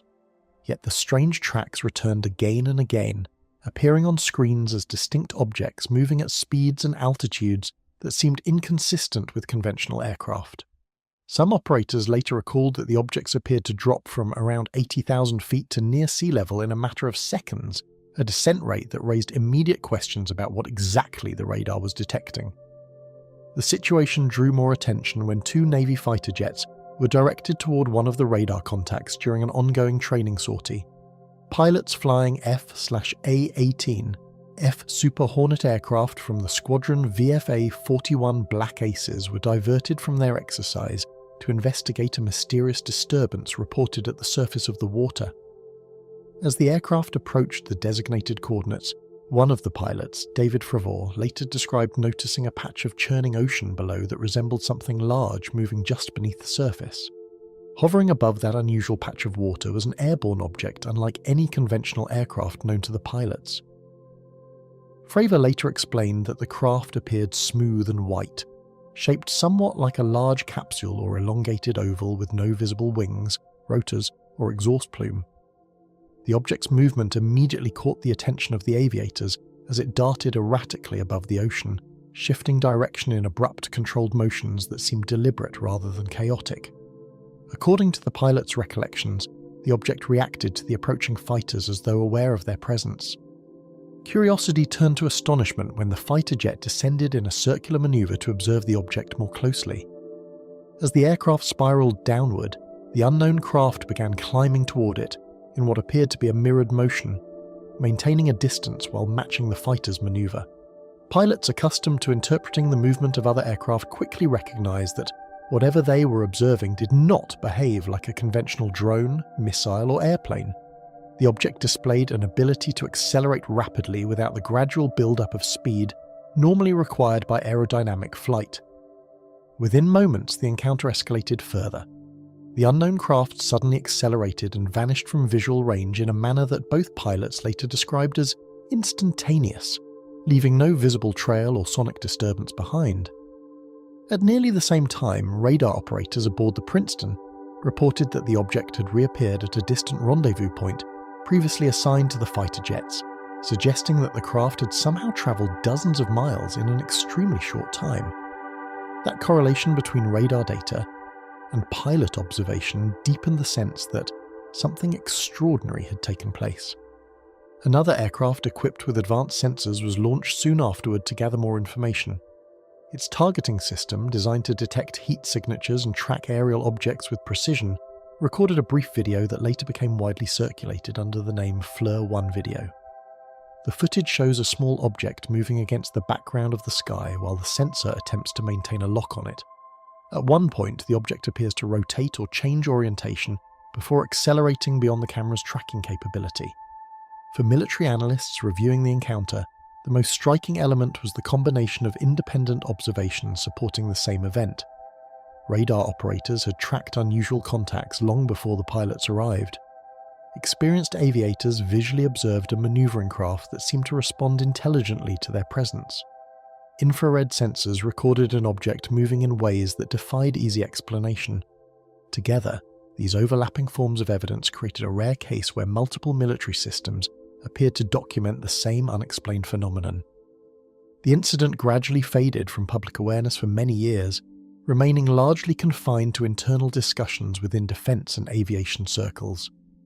Interest surged again when former pilots and crew members began describing the event publicly, prompting renewed analysis by defense officials and researchers studying unidentified aerial phenomena. The encounter became one of the most frequently cited examples in modern discussions about unexplained objects observed by military personnel, partly because the witnesses involved were trained observers operating sophisticated equipment in a controlled environment. Despite years of debate and investigation, no definitive explanation has ever fully accounted for the object's appearance, movements, or sudden disappearance during those training exercises over the Pacific. Analysts have proposed possibilities ranging from experimental technology to sensor misinterpretation, yet none have been able to reconcile every detail recorded by radar, video, and eyewitness testimony. For those who were present that day, the memory of the encounter has remained vivid, preserved in flight logs, radar data, and recollections that continue to raise difficult questions about what exactly moved through the airspace above the carrier strike group. And somewhere in the vast training ranges of the Pacific, the object that appeared so suddenly above the restless water vanished again without revealing what it was. The Alaska radar intercepts. Inside a quiet radar control room in Alaska, operators responsible for monitoring the northern approaches to North America sometimes watched their screens fill with signals that should not have been there. The routine of those shifts was built on repetition and precision, where trained technicians interpreted faint echoes traveling hundreds of miles across polar airspace. During the long decades of the Cold War, that vigilance carried enormous weight because any unidentified aircraft approaching from the north could represent a potential threat to the continent. Among the thousands of routine radar tracks observed during those years, a series of unexplained contacts began appearing that radar crews could not easily identify, incidents that later became known informally among personnel as the strange Alaska radar intercepts.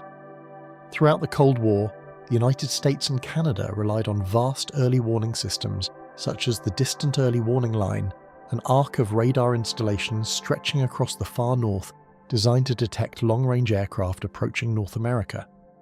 These stations formed a critical defensive barrier during an era when military planners feared the possibility of Soviet bombers crossing the Arctic to reach American cities. Radar operators stationed in remote outposts spent countless hours studying their displays, learning to distinguish the subtle differences between weather interference, commercial aircraft, military flights, and harmless atmospheric reflections. That familiarity with normal radar behavior meant unusual signals rarely went unnoticed. Among the many radar returns recorded during routine monitoring, some targets behaved in ways that immediately captured the attention of experienced operators. Instead of following the predictable paths associated with aircraft flying established routes, these contacts sometimes appeared suddenly at extreme range before moving across the radar scope with unusual speed. A few reports described objects that seemed to descend rapidly through altitude bands before leveling off again, while others displayed abrupt turns that were difficult to reconcile with known aircraft performance. Because the radar systems were designed to track incoming bombers traveling along steady trajectories, these erratic movements raised questions that technicians struggled to answer. Whenever unidentified radar contacts approached monitored sectors, air defense protocols required immediate investigation. Fighter aircraft stationed at bases, including Elmendorf Air Force Base, could be launched quickly to intercept and visually identify unknown targets. Pilots accustomed to long patrol flights over the northern wilderness understood the importance of those missions, because confirmation of an aircraft's identity was a fundamental part of continental defense strategy. On several occasions, interceptors were directed toward radar contacts detected over the remote approaches to Alaska, with ground controllers guiding them toward coordinates calculated from the radar data. Repeated intercept attempts revealed a frustrating pattern that left both pilots and radar operators searching for explanations. As aircraft closed the distance to the projected intercept point, the radar targets frequently disappeared from the screen moments before visual contact could be made. Pilots scanning the sky above the empty Arctic horizon often reported finding nothing unusual at the assigned location. Without a visual confirmation, the intercept missions ended in uncertainty, leaving crews to return to base while radar technicians examined the tracking records in hopes of discovering what had been detected. Technicians reviewing the radar data noticed that some of the unexplained contacts displayed behaviors rarely seen in conventional aircraft tracking. Certain targets appeared to move across several radar sweeps with steady motion before abruptly fading from the display, while others seemed to change speed between successive rotations of the radar antenna. Because radar operators were trained to interpret subtle variations in signal strength and movement, these patterns stood out as something different from ordinary atmospheric clutter. Even so, the data alone rarely provided enough information to determine whether the objects represented physical aircraft, unusual reflections, or some combination of both. Polar radar operations have always faced unique environmental challenges, and analysts first examined whether atmospheric conditions could explain the unusual tracks. Temperature inversions, which occur when layers of warm air trap cooler air beneath them, can sometimes bend radar signals and create misleading echoes. The upper atmosphere above the Arctic is also influenced by intense geomagnetic activity, particularly during displays of the northern lights, which can affect radio signals and electronic systems. Such factors have occasionally produced radar anomalies in the past, leading investigators to consider whether the unexplained contacts might have been caused by rare but natural conditions. Yet some operators believe that not every report could be dismissed as atmospheric interference. Several radar technicians later recalled that certain targets moved across multiple radar stations in ways that suggested consistent direction and speed rather than random distortion. When two separate installations detected similar tracks along overlapping sectors of airspace, the signals appeared less like fleeting reflections and more like objects travelling through the monitored region. The possibility that real aircraft were responsible could not easily be ruled out, but identifying them proved equally difficult. The broader context of the Cold War added another layer of tension to these incidents. During a period when strategic bombers were considered one of the greatest potential threats to North America, every unidentified radar return approaching from the Arctic carried serious implications. Military planners had long recognized that the shortest route between the Soviet Union and the United States passed across the polar region, making northern radar stations essential to early warning defense. Because of that reality, even a brief unexplained contact on radar screens demanded attention from analysts responsible for assessing possible incursions. Intelligence specialists reviewing reports from northern radar stations attempted to determine whether the unexplained contacts could correspond to known aircraft or classified testing programs. Experimental reconnaissance vehicles, long-range patrol aircraft, and high-altitude balloons were all considered possible explanations. However, none of those possibilities accounted for every detail reported by radar operators and intercept crews. The fleeting nature of the targets, combined with their tendency to vanish before visual confirmation, left analysts with incomplete evidence and unanswered questions.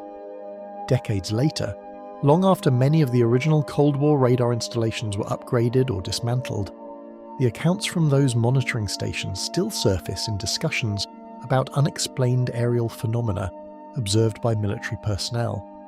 Historians studying continental air defense have noted that radar technology has improved dramatically since the era when those early warning networks first scanned the Arctic sky. Yet the recorded incidents remain an intriguing reminder that even the most carefully monitored airspace occasionally produced signals that trained operators could not confidently explain. Whatever briefly appeared on those Cold War radar screens always vanished before anyone could discover what had crossed the silent northern frontier of American air defense. The ghost signals of the SOSUS network.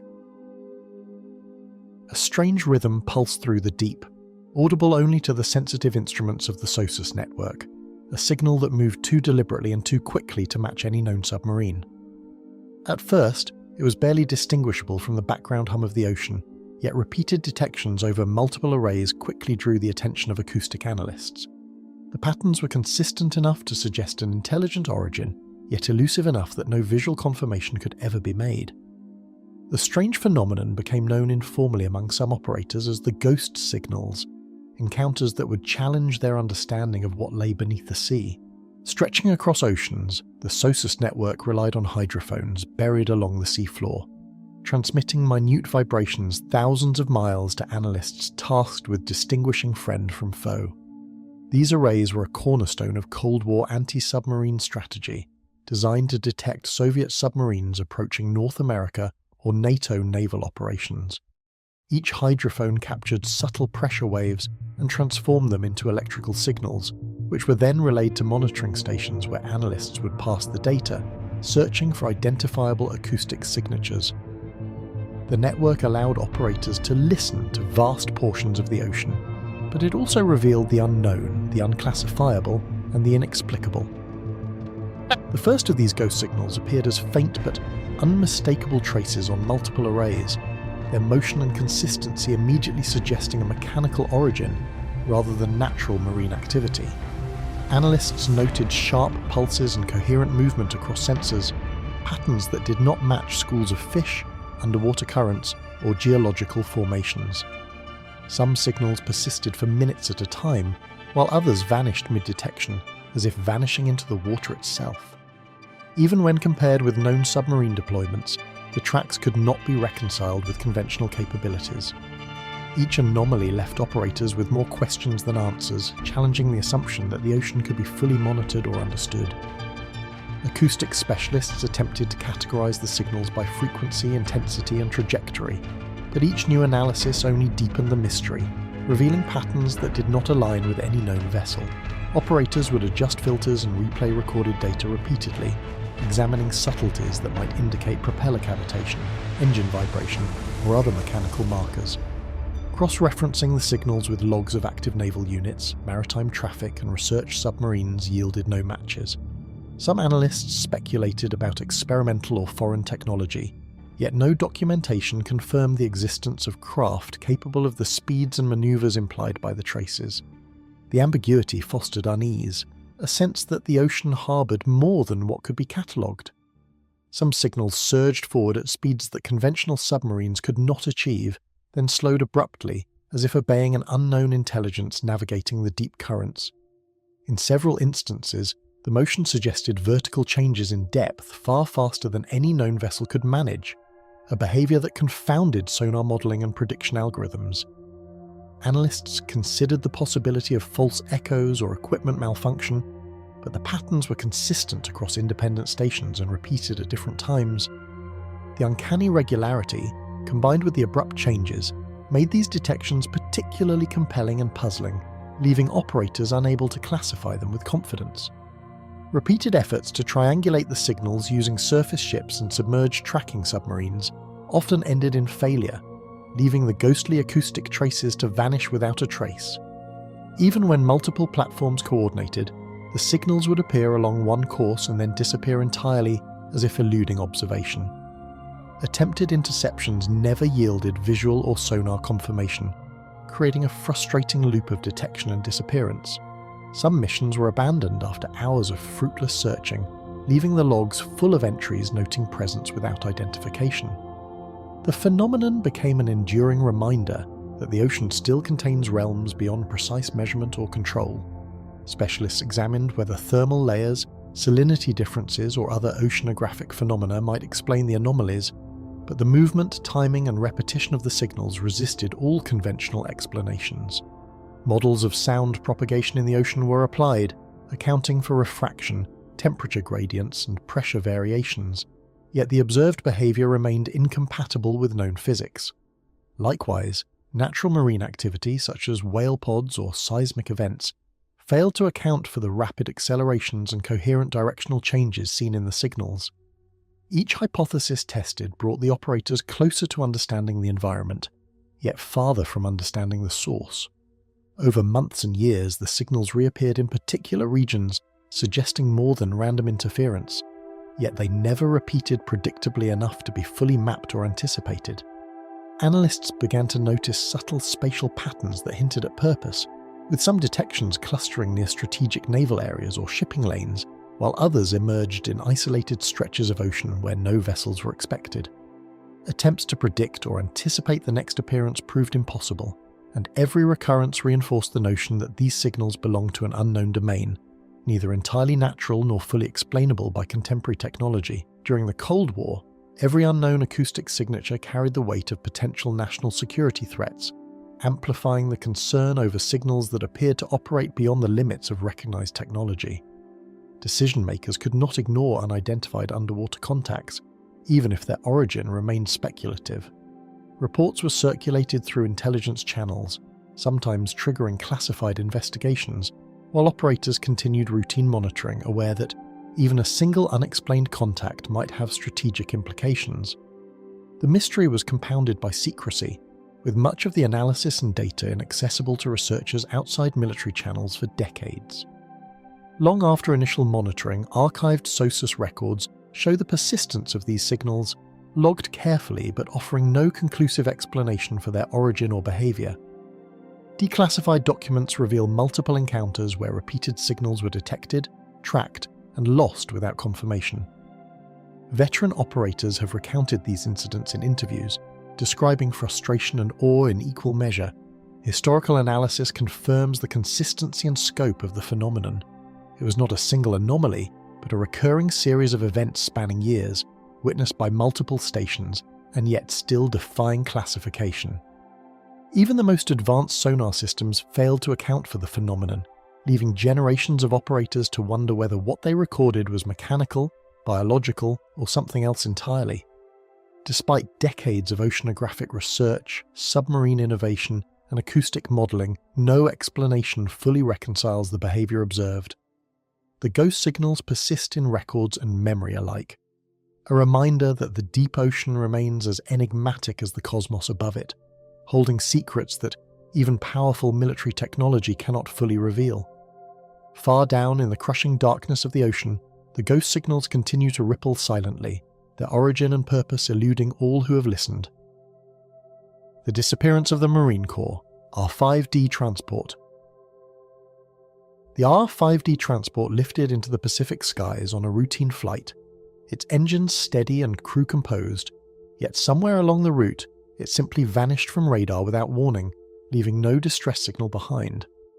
The mission was considered ordinary, a transfer of personnel and equipment between established bases, yet the sudden disappearance quickly elevated the flight to the status of an enduring mystery. Operators watched their screens, expecting the familiar signals of the aircraft's progress, but nothing appeared. The silence was profound, punctuated only by the routine chatter of other aircraft, highlighting the absence of a plane that should have been visible and audible across multiple monitoring systems.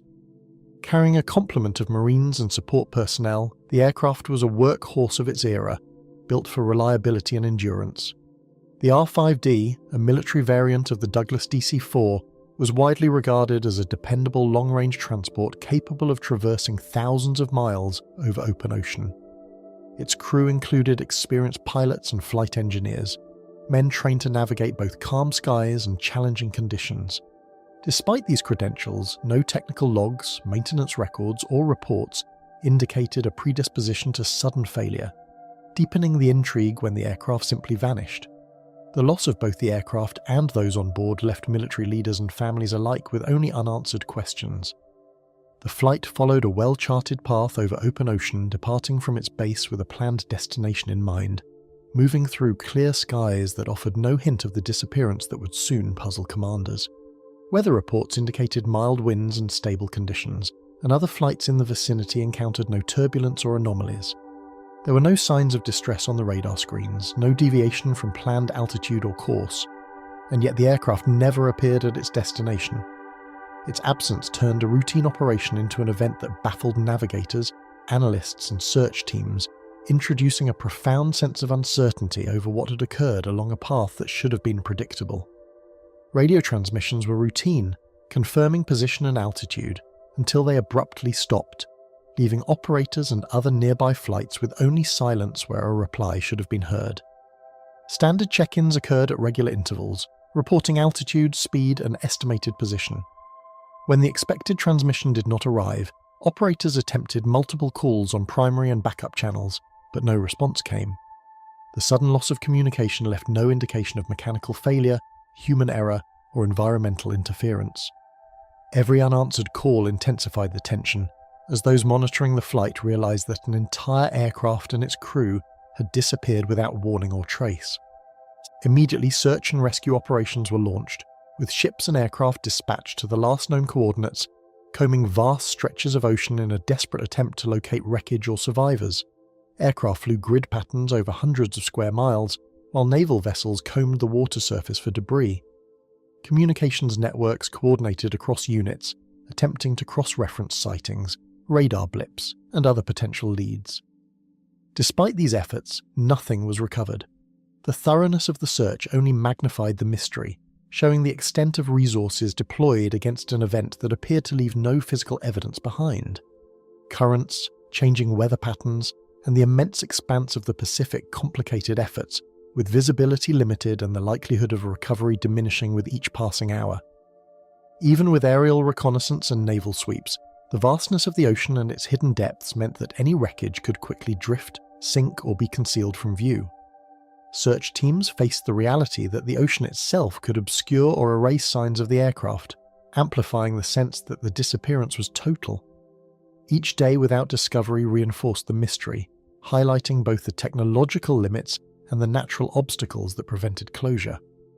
No confirmed eyewitness reports surfaced, though some distant vessels recorded faint radar blips or unexplained signals, raising questions that would never be answered and adding layers to the mystery. These fleeting detections were never conclusively linked to the R-5D, and investigations could not verify them as evidence of survival, mechanical activity, or environmental anomalies. They remained uncorroborated fragments in the official record, tantalizing hints of something occurring beyond observation. In the absence of definitive testimony, the aircraft's loss became a narrative of absence, leaving speculation to fill the gaps where facts could not reach. Investigators examined every possibility, from mechanical failure to navigation errors, yet none of the collected evidence, official or anecdotal, could fully account for the aircraft's disappearance or its complete absence from search efforts. Maintenance records indicated no outstanding issues, weather forecasts suggested minimal risk, and crew experience argued against operational misjudgment. Each hypothesis was considered and set aside, leaving investigators with an enduring puzzle. A plane engineered for reliability, piloted by skilled personnel, vanished without a trace. The lack of resolution ensured that the case remained in the category of unsolved military aviation mysteries, studied but never explained. While other aircraft had been lost over the ocean under unusual circumstances, the R-5D incident stood out due to the abruptness of its vanishing and the thoroughness of the response that still yielded no traces. Comparisons were made with other maritime and aviation disappearances, yet none replicated the combination of reliability, routine flight, and complete absence observed in this case. Analysts noted that while the ocean claimed many planes over the decades, this disappearance lacked even the minimal debris typically recovered. The thorough documentation of the flight and its abrupt vanishing contributed to its reputation as one of the most perplexing losses in US military history. Even after generations had studied the event, the disappearance remains unsolved, a case documented in naval archives and aviation circles alike, its unanswered questions continuing to intrigue those who examine Cold War-era losses. Historians, aviation enthusiasts, and military analysts frequently revisit the case, reviewing flight logs, radar reports, and search operations. Every new investigation underscores the persistence of the mystery, confirming that no known accident, mechanical failure, or navigational error sufficiently explains the event. The aircraft's disappearance has become a symbol of the unpredictable nature of long-range operations over the ocean and the limits of human observation. The loss influenced procedural reviews, emergency protocols, and the ways long-range flights were tracked, leaving a legacy of caution without ever providing closure for the crew or their families. Military procedures were adapted to prevent similar vanishings, incorporating improved communication checks, stricter monitoring, and enhanced coordination between units. Yet these adaptations, while improving safety, could not retroactively illuminate the fate of the R-5D. Its disappearance remained a silent reminder of both human and technological vulnerability, a haunting record in the annals of military aviation. The R-5D disappeared as if swallowed by the ocean itself, leaving only speculation and unanswered questions in its wake. The unidentified objects tracked by the USS Omaha. The radar screens aboard the USS Omaha suddenly displayed objects moving in patterns no operator had ever encountered, their speed and trajectory defying conventional expectations. The contacts appeared as small but distinct blips, each one tracked meticulously by the ship's advanced radar systems. Crew members leaned over consoles, eyes narrowing at displays that seemed almost impossible, movements too abrupt and precise to match any known aircraft. As the Omaha sailed through routine patrol operations, the presence of these objects introduced a new and unnerving dimension to the voyage, one that immediately captured the attention of officers and analysts alike. High-resolution naval radar and tracking systems captured the blips with precision, yet the readings presented characteristics inconsistent with known aircraft, drones, or missiles in the area. The USS Omaha was equipped with AN/SPS radar capable of long-range detection and rapid refresh rates, allowing operators to follow multiple fast-moving targets simultaneously. Despite these capabilities, the blips displayed acceleration and directional changes that no current military technology could reproduce. Analysts reviewing the data noted speeds and maneuvers beyond conventional aerodynamics, confirming that the objects existed and moved independently, yet remained unidentifiable.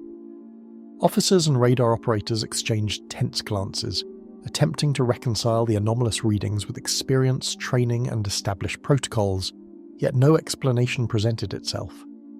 The crew double-checked calibration, reviewed system logs, and cross-referenced maritime and air traffic databases. Each check confirmed the reality of the phenomenon. Veterans of decades-long service admitted uncertainty in hushed tones, recognizing that nothing in their combined experience could account for what they were witnessing. The unusual behavior of the objects prompted a mixture of awe and apprehension as all on deck realized that the event exceeded normal operational scenarios. The objects accelerated with sudden bursts, halted abruptly, and shifted directions with precision impossible for conventional machinery, movements that confounded even the most advanced tracking algorithms. One blip would surge forward at incredible speed, then vanish from one sensor only to reappear on another in a different location. Analysts attempted to calculate flight paths using all available data, yet predictive models failed repeatedly. The objects displayed a deliberate agility, as if guided by intelligence rather than mechanical momentum, leaving crews and analysts to confront the uncomfortable truth that their instruments were recording something entirely unexplainable. Crews scrambled to visually confirm the contacts using binoculars, periscopes, and shipboard optical systems, but each attempt failed, leaving the objects visible only to instrumentation. Even when the Omaha altered course to follow them, the objects maintained speeds and altitudes that rendered visual detection ineffective. Officers recorded notes and sketches, but no photographic or direct sighting was ever achieved. The contrast between the certainty of radar readings and the absence of visual confirmation deepened the mystery, demonstrating a phenomenon that existed undeniably yet remained intangible. Analysts compared the radar data against known aircraft and experimental technology, concluding that nothing in current military or civilian inventories could replicate the observed behavior. Engineers reviewed classified programs, aviation manuals, and prior flight tests, but no example matched the performance recorded that day. The combination of speed, sudden stopping, and sharp directional shifts defied conventional aerodynamics, leading to speculation about experimental or unknown technologies. Yet even with these considerations, no documentation or precedent could account for the blips, leaving analysts with evidence of objects that were real, but entirely outside recognized capabilities. The USS Omaha navigated calm seas under clear skies, conditions that should have allowed straightforward observation, yet the objects remained elusive and unpredictable, undisturbed by wind or weather. Officers noted that there were no storm fronts, turbulence, or environmental factors that could explain erratic readings or signal distortions. Sea state was low, visibility was high, and light conditions were ideal. Despite perfect conditions for observation and tracking, the objects' movements remained baffling, suggesting that their control was not influenced by the surrounding atmosphere or geography, reinforcing the impression that these were neither natural phenomena nor standard human-made craft. Observations were immediately documented and communicated through the chain of command, prompting classified review and internal discussions that acknowledged the anomaly without providing answers. Reports included detailed radar logs, speed calculations, and tracking charts, all submitted for evaluation at higher levels. Analysts convened to discuss possible explanations, from sensor malfunctions to atmospheric effects, yet each hypothesis was systematically dismissed. The official record confirmed the object's existence, yet offered no certainty about origin, intent, or technology, leaving the Omaha's crew and military officials with evidence of a phenomenon that had eluded explanation. While some officers referenced previous unexplained aerial phenomena in naval history, this encounter was distinguished by the precision of radar documentation and the object's extreme maneuverability. Historical comparisons to past sightings revealed similarities in unpredictability, yet the Omaha incident differed in the quality of instrumentation and the clarity of movement recorded.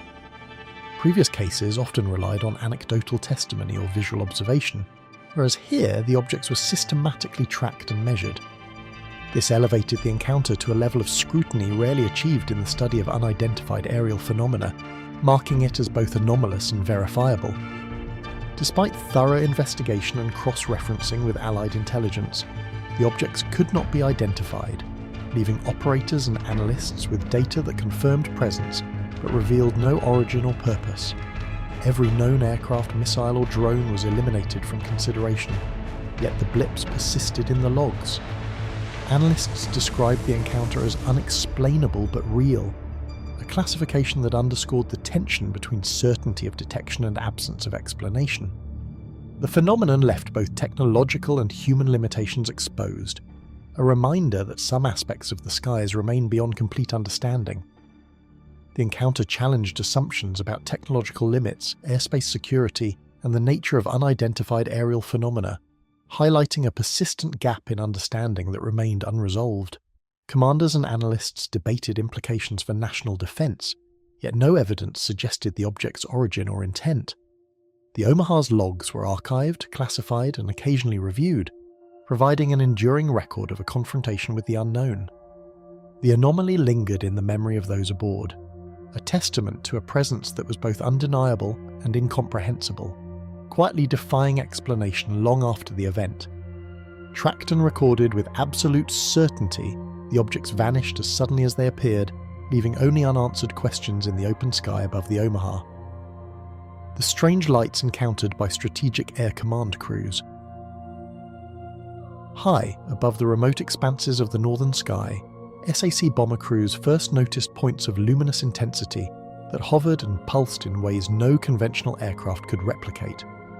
On routine nuclear patrol missions, these crews often flew for hours across isolated stretches of airspace, accustomed to the monotony of altitude and horizon. But on this particular night, multiple members of the crew observed bright, distinct lights that seemed to hold position despite the bomber's steady approach. At first, some believed the objects might be distant stars or reflections on the cockpit canopy, yet their apparent motion and sudden changes in brightness quickly dispelled such explanations. The presence of these lights was both undeniable and inexplicable, introducing a quiet tension among the crew that lingered through the hours of flight. Initial observations prompted disbelief and quiet speculation among the crew, with navigators and pilots questioning whether the lights were reflections, celestial bodies, or something entirely unfamiliar. Conversation flowed in low tones, limited to essential coordination, as each member tried to reconcile the experience with training and known aerial phenomena. Even seasoned officers with decades of flight experience hesitated to offer explanations, recognizing that what they were witnessing fell outside conventional understanding. The lights were clearly real, distinct from familiar stars or satellites, and their presence over remote stretches of airspace amplified the sense of isolation and uncertainty. The lights shifted in color and brightness unpredictably, occasionally forming geometric patterns, or appearing to respond to the bomber's own course, creating a disorienting and inexplicable spectacle. Crew members described bursts of white and amber light, sometimes splitting into twin points, other times converging into a single intense glow. The movement was neither linear nor erratic, but displayed a consistency that suggested awareness of the aircraft's position. Observers at the observation ports meticulously noted these variations, aware that their detailed accounts might represent some of the clearest documentation of a phenomenon that had repeatedly defied explanation for years. Pilots altered altitude and heading to maintain visual contact, while gunners and observers attempted to record or photograph the phenomenon, only to find the lights evasive and uncatchable by standard devices. Cameras struggled to capture the shifting intensity, and optical equipment offered only fleeting glimpses before the lights would vanish or change angle. Each maneuver by the bomber seemed to provoke subtle responses, as if the objects anticipated or mirrored the aircraft's movements. Attempts to approach them more closely were met with acceleration or instantaneous shifts that no conventional craft could perform, deepening the enigma and leaving crews increasingly unsettled. Even the fastest jets in the Air Force inventory could not match the movements or speeds recorded by crew reports, distinguishing the objects as entirely outside conventional technology. Comparative analysis by flight officers emphasized the discrepancy between reported behavior and known capabilities of both military and experimental aircraft of the era. No radar logs from other patrols, nor satellite tracking corresponded with the observed lights. Pilots repeatedly confirmed that nothing in their experience suggested the lights could be attributed to friendly or foreign aircraft, reinforcing the conclusion that the phenomenon was both real and technologically anomalous. The encounters often lasted several minutes, marked by sudden accelerations, halts, and shifts that seemed to defy gravity and inertial limits, leaving crew members both awed and unsettled. During these intervals, the lights would vanish entirely, only to reappear in another location, sometimes several miles distant. Crew members noted the uncanny timing of these appearances, often coinciding with shifts in the bomber's heading or altitude. The lack of a detectable source or propulsion system rendered the light's movements incomprehensible, and the repeated observation of such behavior heightened both fascination and apprehension among the flight personnel. Every sighting was meticulously logged in mission reports, with sketches, timing records, and descriptive notes submitted to Air Force intelligence, ensuring official acknowledgement despite the lack of explanation. Detailed annotations included positional data, flight path coordinates, and visual descriptions intended to provide analysts with the clearest record possible. These reports, though classified at the time, created a formal recognition of the phenomenon, acknowledging that while no explanation was available, the accounts were credible and consistent across multiple observers. Documentation also preserved a temporal record of the light's appearances, offering a foundation for later analysis and comparison. Similar incidents had been noted during Cold War patrols over remote regions, suggesting that these lights were part of a recurring but poorly understood pattern of aerial anomalies encountered by strategic bomber crews. Declassified accounts and historical research reveal that SAC personnel across different bases and mission profiles reported analogous sightings, often under similar conditions of darkness and remoteness.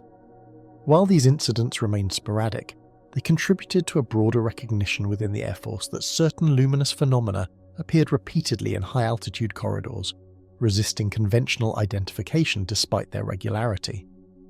Radar crosschecks and navigational logs provided no corroboration for the light's unusual behavior, emphasizing that the phenomenon existed largely through human perception, yet remained consistent and credible. Observers repeatedly confirmed positions and estimated distances with standard navigational tools, yet no measurable interference or detection appeared on onboard radar. The absence of instrumental confirmation did not diminish the intensity of the sightings, nor the confidence of trained flight personnel.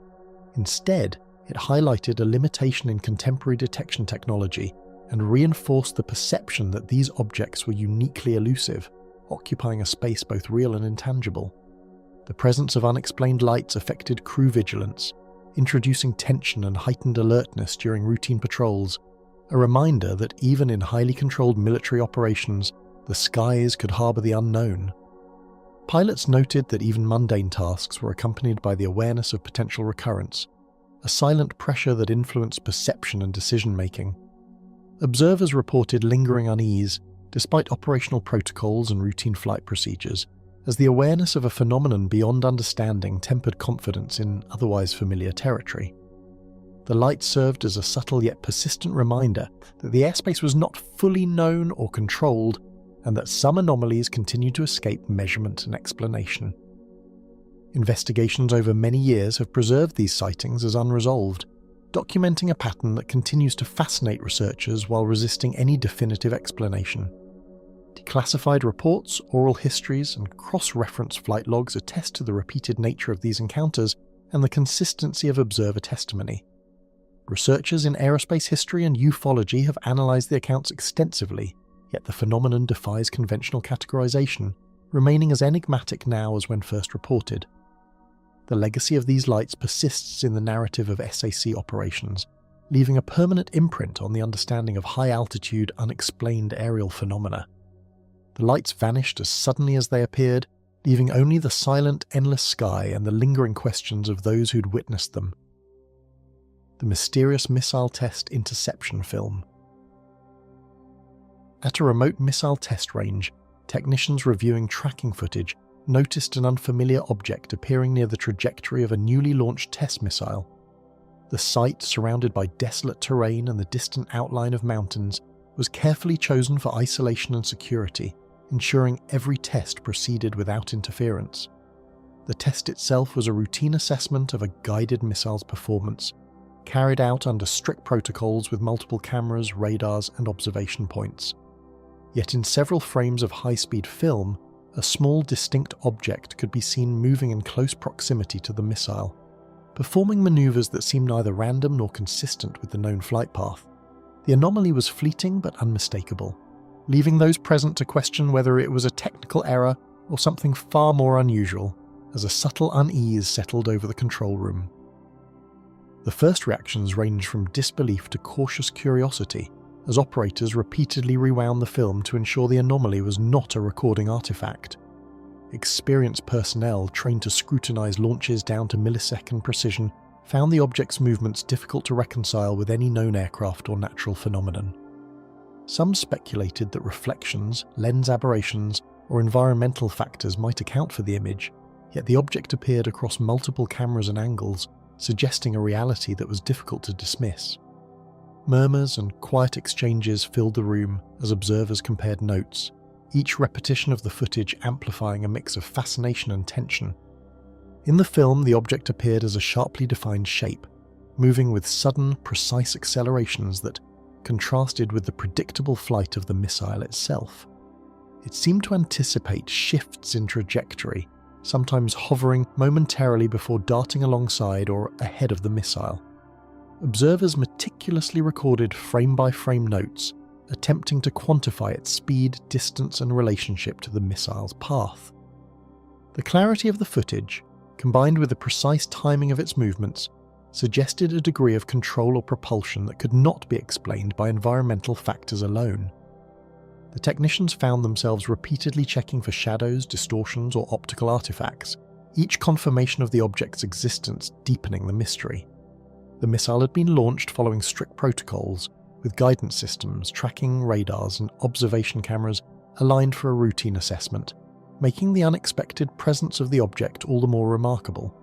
Launch sequences were choreographed with meticulous attention to timing, trajectory, and safety, leaving little room for anomalies. Every aspect of the flight was monitored for deviation, yet the object appeared to disregard these controlled parameters, moving with an independence that made it impossible to classify within known military or experimental technology. Even minor course corrections by the missile seemed to coincide with sudden adjustments in the object's motion, as though the anomaly were interacting deliberately. High-speed cameras and multiple observation angles documented the launch, providing clear visual evidence that the object's movements were captured in several frames from distinct perspectives. The combination of recording systems allowed technicians to track the object's relative position and apparent acceleration in ways previously reserved for careful flight analysis. Analysts noted that the object's movement did not match the behavior of drones, balloons, or conventional aircraft, further reinforcing the anomaly's credibility.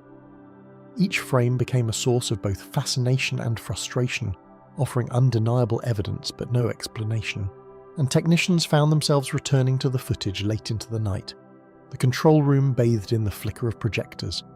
The anomaly moved in proximity to the missile, sometimes appearing to match its trajectory or abruptly shift direction, a behavior that seemed incompatible with conventional aerial craft. At moments, it almost appeared as if the object were performing an interception maneuver, maintaining relative position with uncanny precision. These movements defied expectations of aeronautical physics as understood at the time, leaving engineers and flight controllers struggling to interpret what they were witnessing.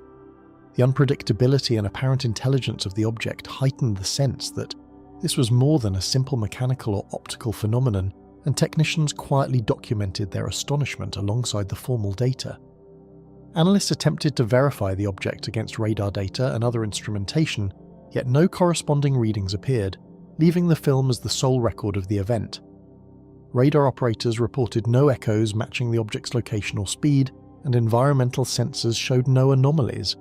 The absence of corroborating data created a persistent tension between the reliability of human observation and the limits of technical instrumentation, forcing military analysts to rely primarily on visual evidence that could not be fully explained or repeated. Each unanswered question added weight to the significance of what had been captured on film. Previous missile tests had occasionally produced unexplained visual phenomena, but the precision and proximity of this object marked the incident as particularly unusual and worthy of formal documentation. Declassified accounts indicate that other early test launches also captured anomalies on film, though none displayed the controlled, purposeful movements observed in this case. Military historians note that such incidents contributed to heightened awareness of aerial phenomena during missile development programs, prompting more rigorous scrutiny of every launch and every frame of film, and leading to ongoing internal debates about what the footage truly represented. Hypotheses ranging from optical anomalies to foreign experimental aircraft were considered, yet none fully accounted for the consistent, repeatable appearance of the object across multiple frames. Atmospheric conditions, lens flares, or distant celestial objects were systematically ruled out, leaving analysts with a perplexing question: what could maneuver with such speed and precision while remaining entirely undetected by radar or tracking instruments? Even decades later, this footage continues to be referenced in studies of anomalous encounters during missile testing, a testament to its enduring strangeness and the limitations of conventional understanding. The anomaly raised questions about the limits of known technology and the potential for unrecognized aerial phenomena to intersect with controlled military testing environments. Some engineers speculated on the possibility of advanced foreign craft or experimental US prototypes, yet documentation and declassified reports provide no evidence of concurrent projects capable of such feats. The incident underscored the fragility of even the most carefully controlled tests when confronted with an unknown variable, and highlighted the persistent intersection of unexplained phenomena with the precise and deliberate world of military engineering, leaving lingering concerns about what might still exist beyond the visible spectrum. Despite repeated study and modern analytical techniques, the object captured on film continues to elude explanation, remaining one of the most puzzling incidents in missile testing history. Analysts and historians alike recognize the case as a singular example where recorded evidence documents behavior entirely inconsistent with contemporary understanding of flight speed and control. The footage, preserved in classified archives for decades, remains a source of both fascination and frustration, offering a window into an encounter that defies categorization while remaining entirely real and drawing renewed attention each time it is revisited. The film endures as a silent witness to an encounter that challenges both engineering precision and the boundaries of understanding. The submarine that recorded the fast walker. A sudden blip on the sonar screen startled the crew, its speed and depth unlike anything catalogued in standard naval manuals. The submarine, cruising quietly beneath the cold, dark waters of the Atlantic during a routine Cold War patrol, had been operating under normal conditions when the contact appeared. At first, operators assumed a school of fish or a passing whale, yet the readings suggested something far faster and more deliberate. Sonar technicians exchanged glances as the contact seemed to dart back and forth across the display, moving with precision that left no room for error or misinterpretation. A tense hush fell over the control room, punctuated only by the hum of machinery and the rhythmic beeping of the sonar console. Operators leaned closer, adjusting gain and filters, repeating the sweep to confirm that the contact was not an electronic anomaly. Every calibration, every signal verification pointed to the same conclusion: the blip represented a real object, moving in ways that defied expectations. The crew, trained to recognize patterns and account for instrument quirks, could find no fault in the readings. For minutes that felt like hours, they tracked the movement, noting its speed, depth changes, and unusual angles of approach. The commanding officer, observing silently from the back of the room, knew that every decision in the next moments would be influenced by something that, until now, had existed only in theory and speculation. The acoustic signature revealed abrupt accelerations and directional shifts that defied the limits of contemporary submarine propulsion. The contact moved faster than any known submarine in the fleet, and with sudden course changes that could not be accounted for by hydrodynamic limitations. Sonar operators noted a level of precision in movement that seemed almost intentional, as if the object were aware of the submarine's presence. Logs later indicated speeds far exceeding those achievable by contemporary naval vessels, and depth changes that traversed the water column with alarming ease. Every aspect of its behavior suggested technology or intelligence that was entirely unknown. The vessel was conducting a routine patrol along a deep trench, its mission to monitor shipping lanes and maintain stealth while submerged. Crews operated in shifts, performing hours of monotonous monitoring punctuated by occasional surface checks and communications with command. The trench provided both strategic advantage and navigational challenge, with undercurrents, thermoclines, and fluctuating salinity layers, complicating sonar interpretation. Against this backdrop, the appearance of the fast walker was not only unexpected, but potentially disruptive, demanding immediate analysis in an environment where seconds could matter. Discussions erupted in the sonar room as officers and technicians weighed possible explanations ranging from marine life to advanced foreign craft. Some speculated about giant squids or unusual schools of fish, while others considered clandestine Soviet submarines testing novel propulsion. Arguments were carefully moderated, with evidence cited for and against each possibility, yet no theory could satisfactorily account for the consistency, speed and agility of the contact. Officers consulted charts, recalculated distances and reviewed previous patrol logs, hoping for a precedent, but the encounter stood alone, a singular puzzle in the fleet's operational history. Over the following hours, the same unidentified contact appeared intermittently, consistently moving with precise, almost deliberate maneuvers.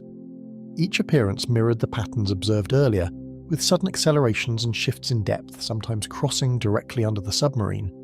Sonar technicians meticulously documented every frame, plotting the object's course relative to the vessel's path. The crew noted that the contact maintained a level of separation that suggested awareness of the submarine's location, yet it never approached dangerously close. It became a ghost in the depths, present yet untouchable, a moving enigma that refused to be categorized. Attempts to cross-check the readings with surface vessels and reconnaissance aircraft produced no evidence, leaving the submarine alone in its encounter.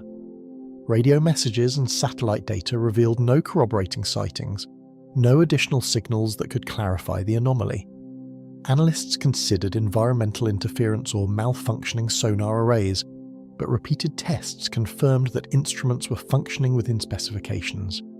The absence of external verification intensified the mystery, underscoring the limitations of even the most sophisticated naval monitoring systems when confronted with phenomena outside known parameters. The Cold War backdrop amplified the stakes, as both sides monitored each other's underwater activity with intense scrutiny and concern. Submarines routinely operated under heightened alert, aware that unknown contacts could represent intelligence-gathering vessels or experimental technology. The Fast Walker, however, defied categorization. It exhibited characteristics beyond the realm of conventional submarines, torpedoes, or reconnaissance drones. Its movements suggested intentionality, yet no nation could claim responsibility, leaving the encounter shrouded in strategic ambiguity and a persistent sense of unease within the crew. The encounter highlighted vulnerabilities in sonar detection and raised questions about the possible existence of unknown underwater technologies. Naval engineers reviewed the sonar logs in detail, noting that conventional hydrodynamic models could not account for the object's speed, trajectory, or sudden directional changes.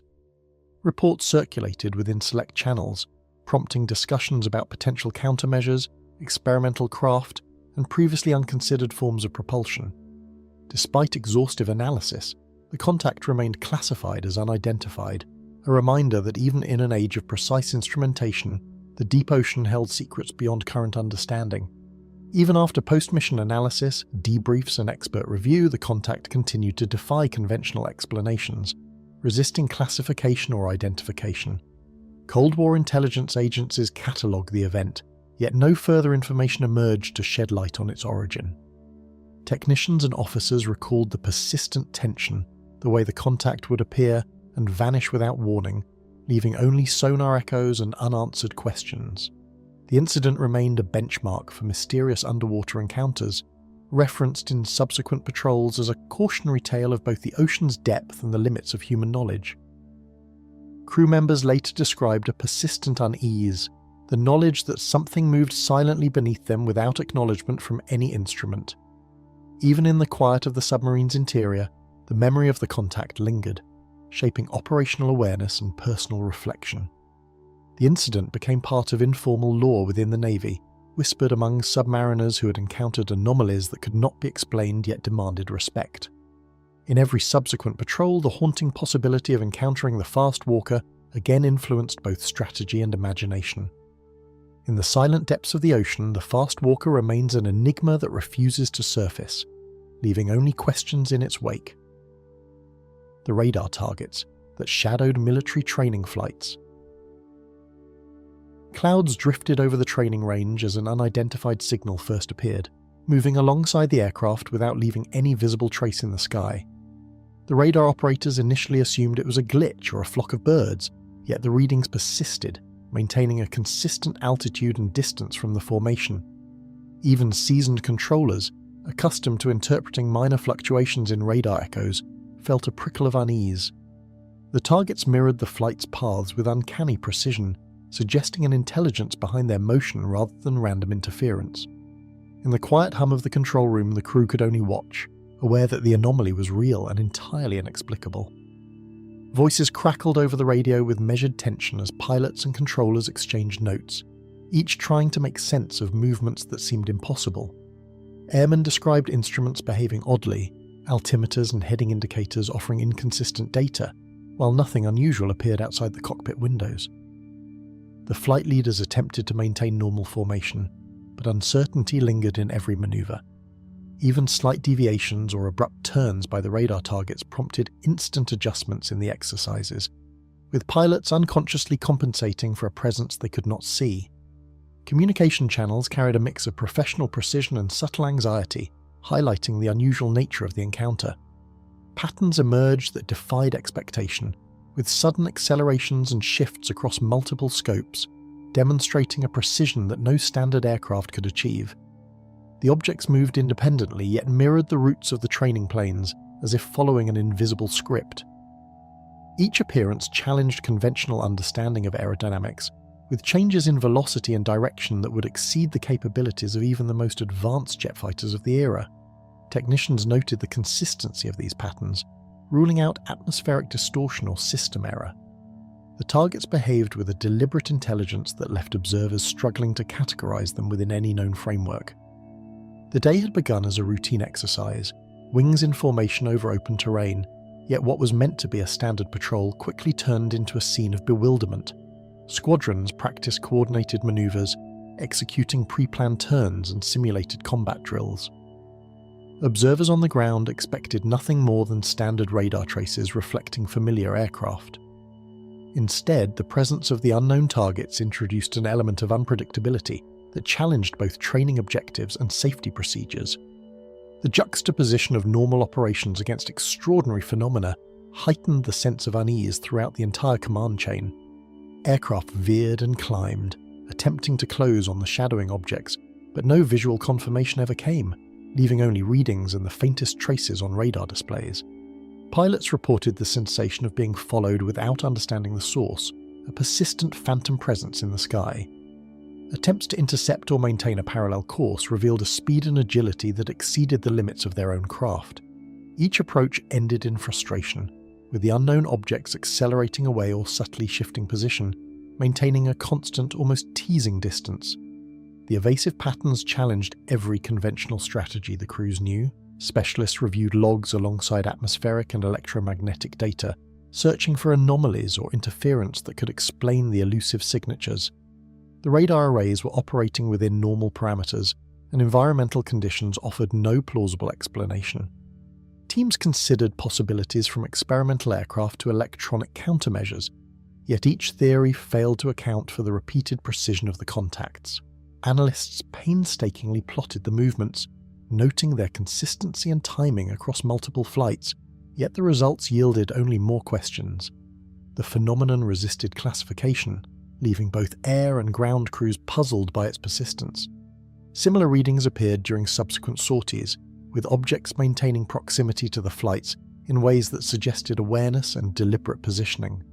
Observers noted that no matter the altitude or heading, the unknown targets seemed to anticipate the plane's movements, appearing and disappearing without pattern. Repeated exercises became exercises in caution, as crews hesitated to perform standard maneuvers for fear of provoking unexpected behavior from the objects. The phenomenon became a topic of whispered discussion in briefing rooms, a shared experience that challenged assumptions about control over the airspace. Command channels buzzed with reports, balancing caution with concern as officers tried to determine whether the phenomena posed a risk or indicated a technological breakthrough.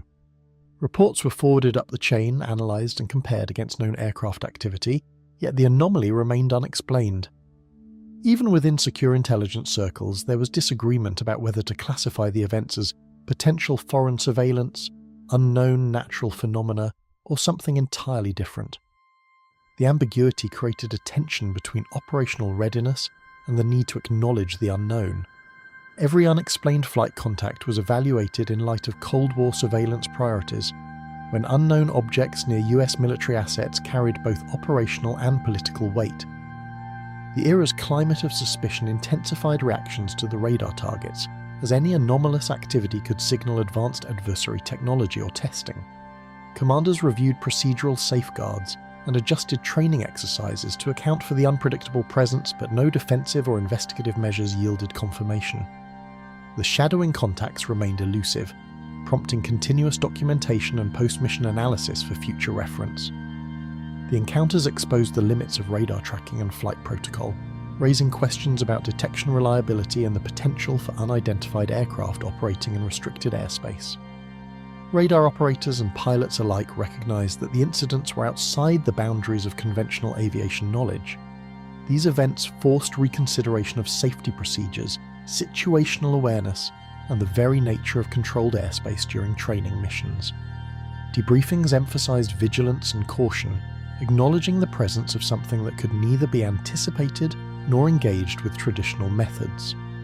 Long after the missions ended, pilots and controllers recalled the subtle precision and timing of the unknown contacts, a reminder of something moving just beyond comprehension. The encounters persisted in memory, becoming part of the oral history of the squadrons, recounted to new crews as a warning and a mystery.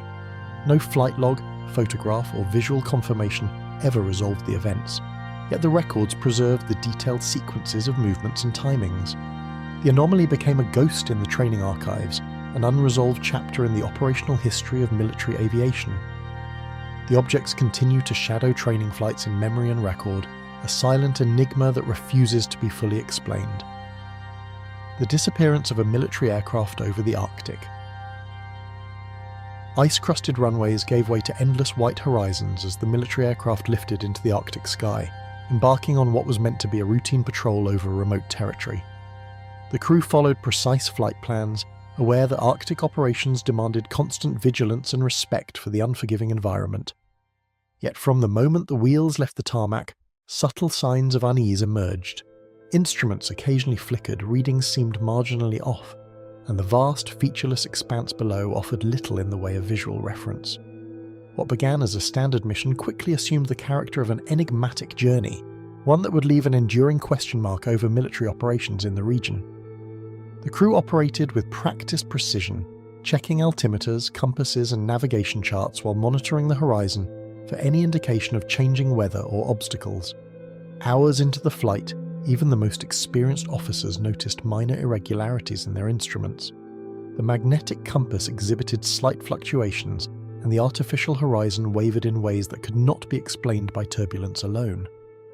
Despite these anomalies, the crew maintained professional composure, adhering to protocol while a subtle tension crept into the cabin. In the Arctic, small deviations could escalate into life-threatening situations, and the awareness of this fact heightened every action and observation. Blinding snow squalls and sudden temperature drops challenged navigation, turning a familiar flight route into a disorienting maze of white and grey.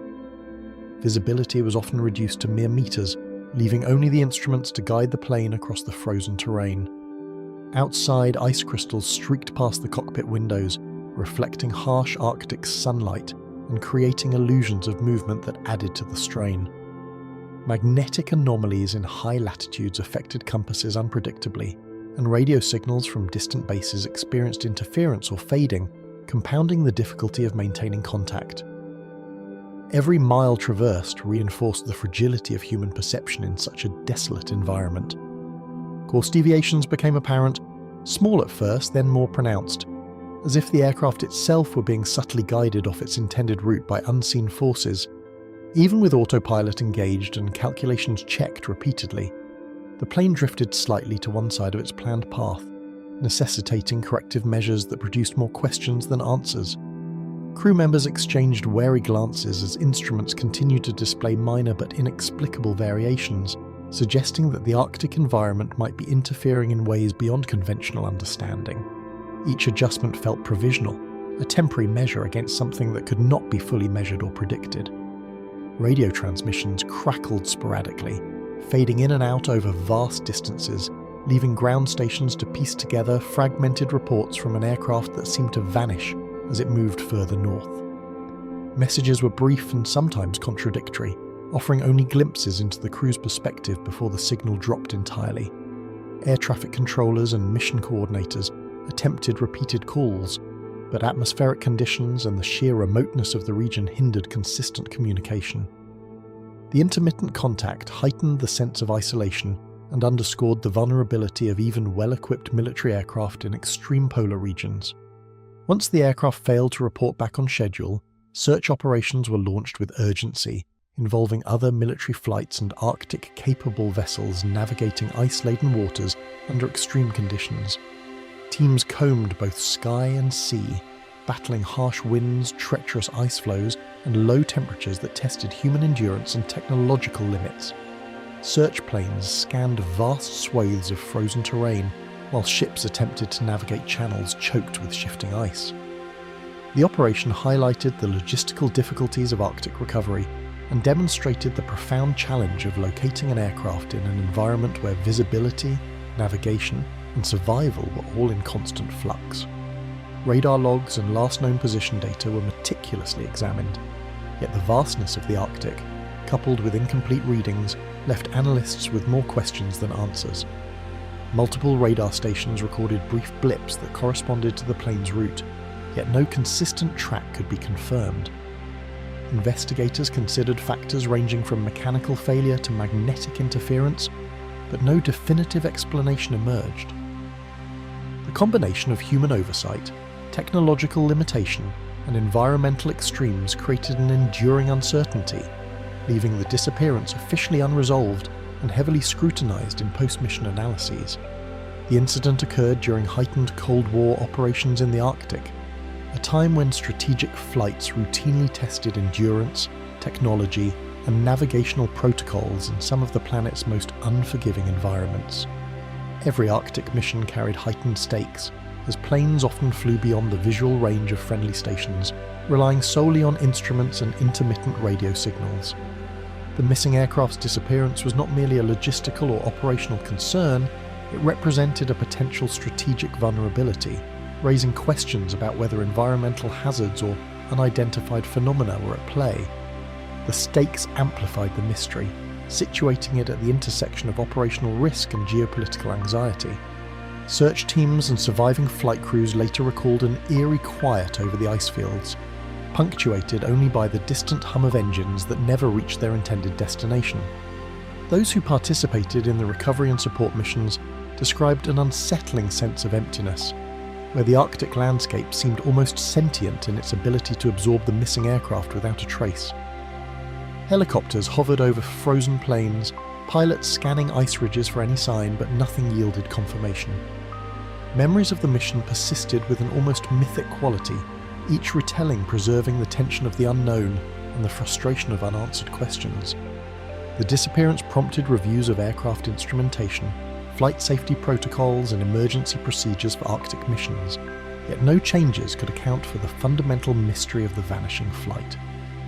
Investigators examined every conceivable technical failure, from navigational error to structural compromise, but the absence of debris or distress signals rendered the search inconclusive. The incident became a case study in Arctic aviation hazards, highlighting both the limitations of technology and the unpredictable nature of extreme environments. Yet no procedural adjustment could fully resolve the fact that an aircraft, its crew, and all evidence had simply vanished from the frozen expanse. Decades later, veterans still speak of the lost aircraft in hushed tones, a reminder that even the most meticulously planned missions can dissolve into uncertainty under extreme conditions. The event occupies a unique place in military history, a combination of high-stakes Cold War operation, environmental peril, and unsolved disappearance. Researchers, pilots, and historians continue to examine the circumstances, poring over archives, weather logs, and mission reports, but each inquiry returns to the same fundamental question. How could a well-equipped aircraft simply vanish over one of the planet's most monitored regions? The plane remains missing, swallowed by ice and sky, a ghost of the Arctic that haunts both memory and military record.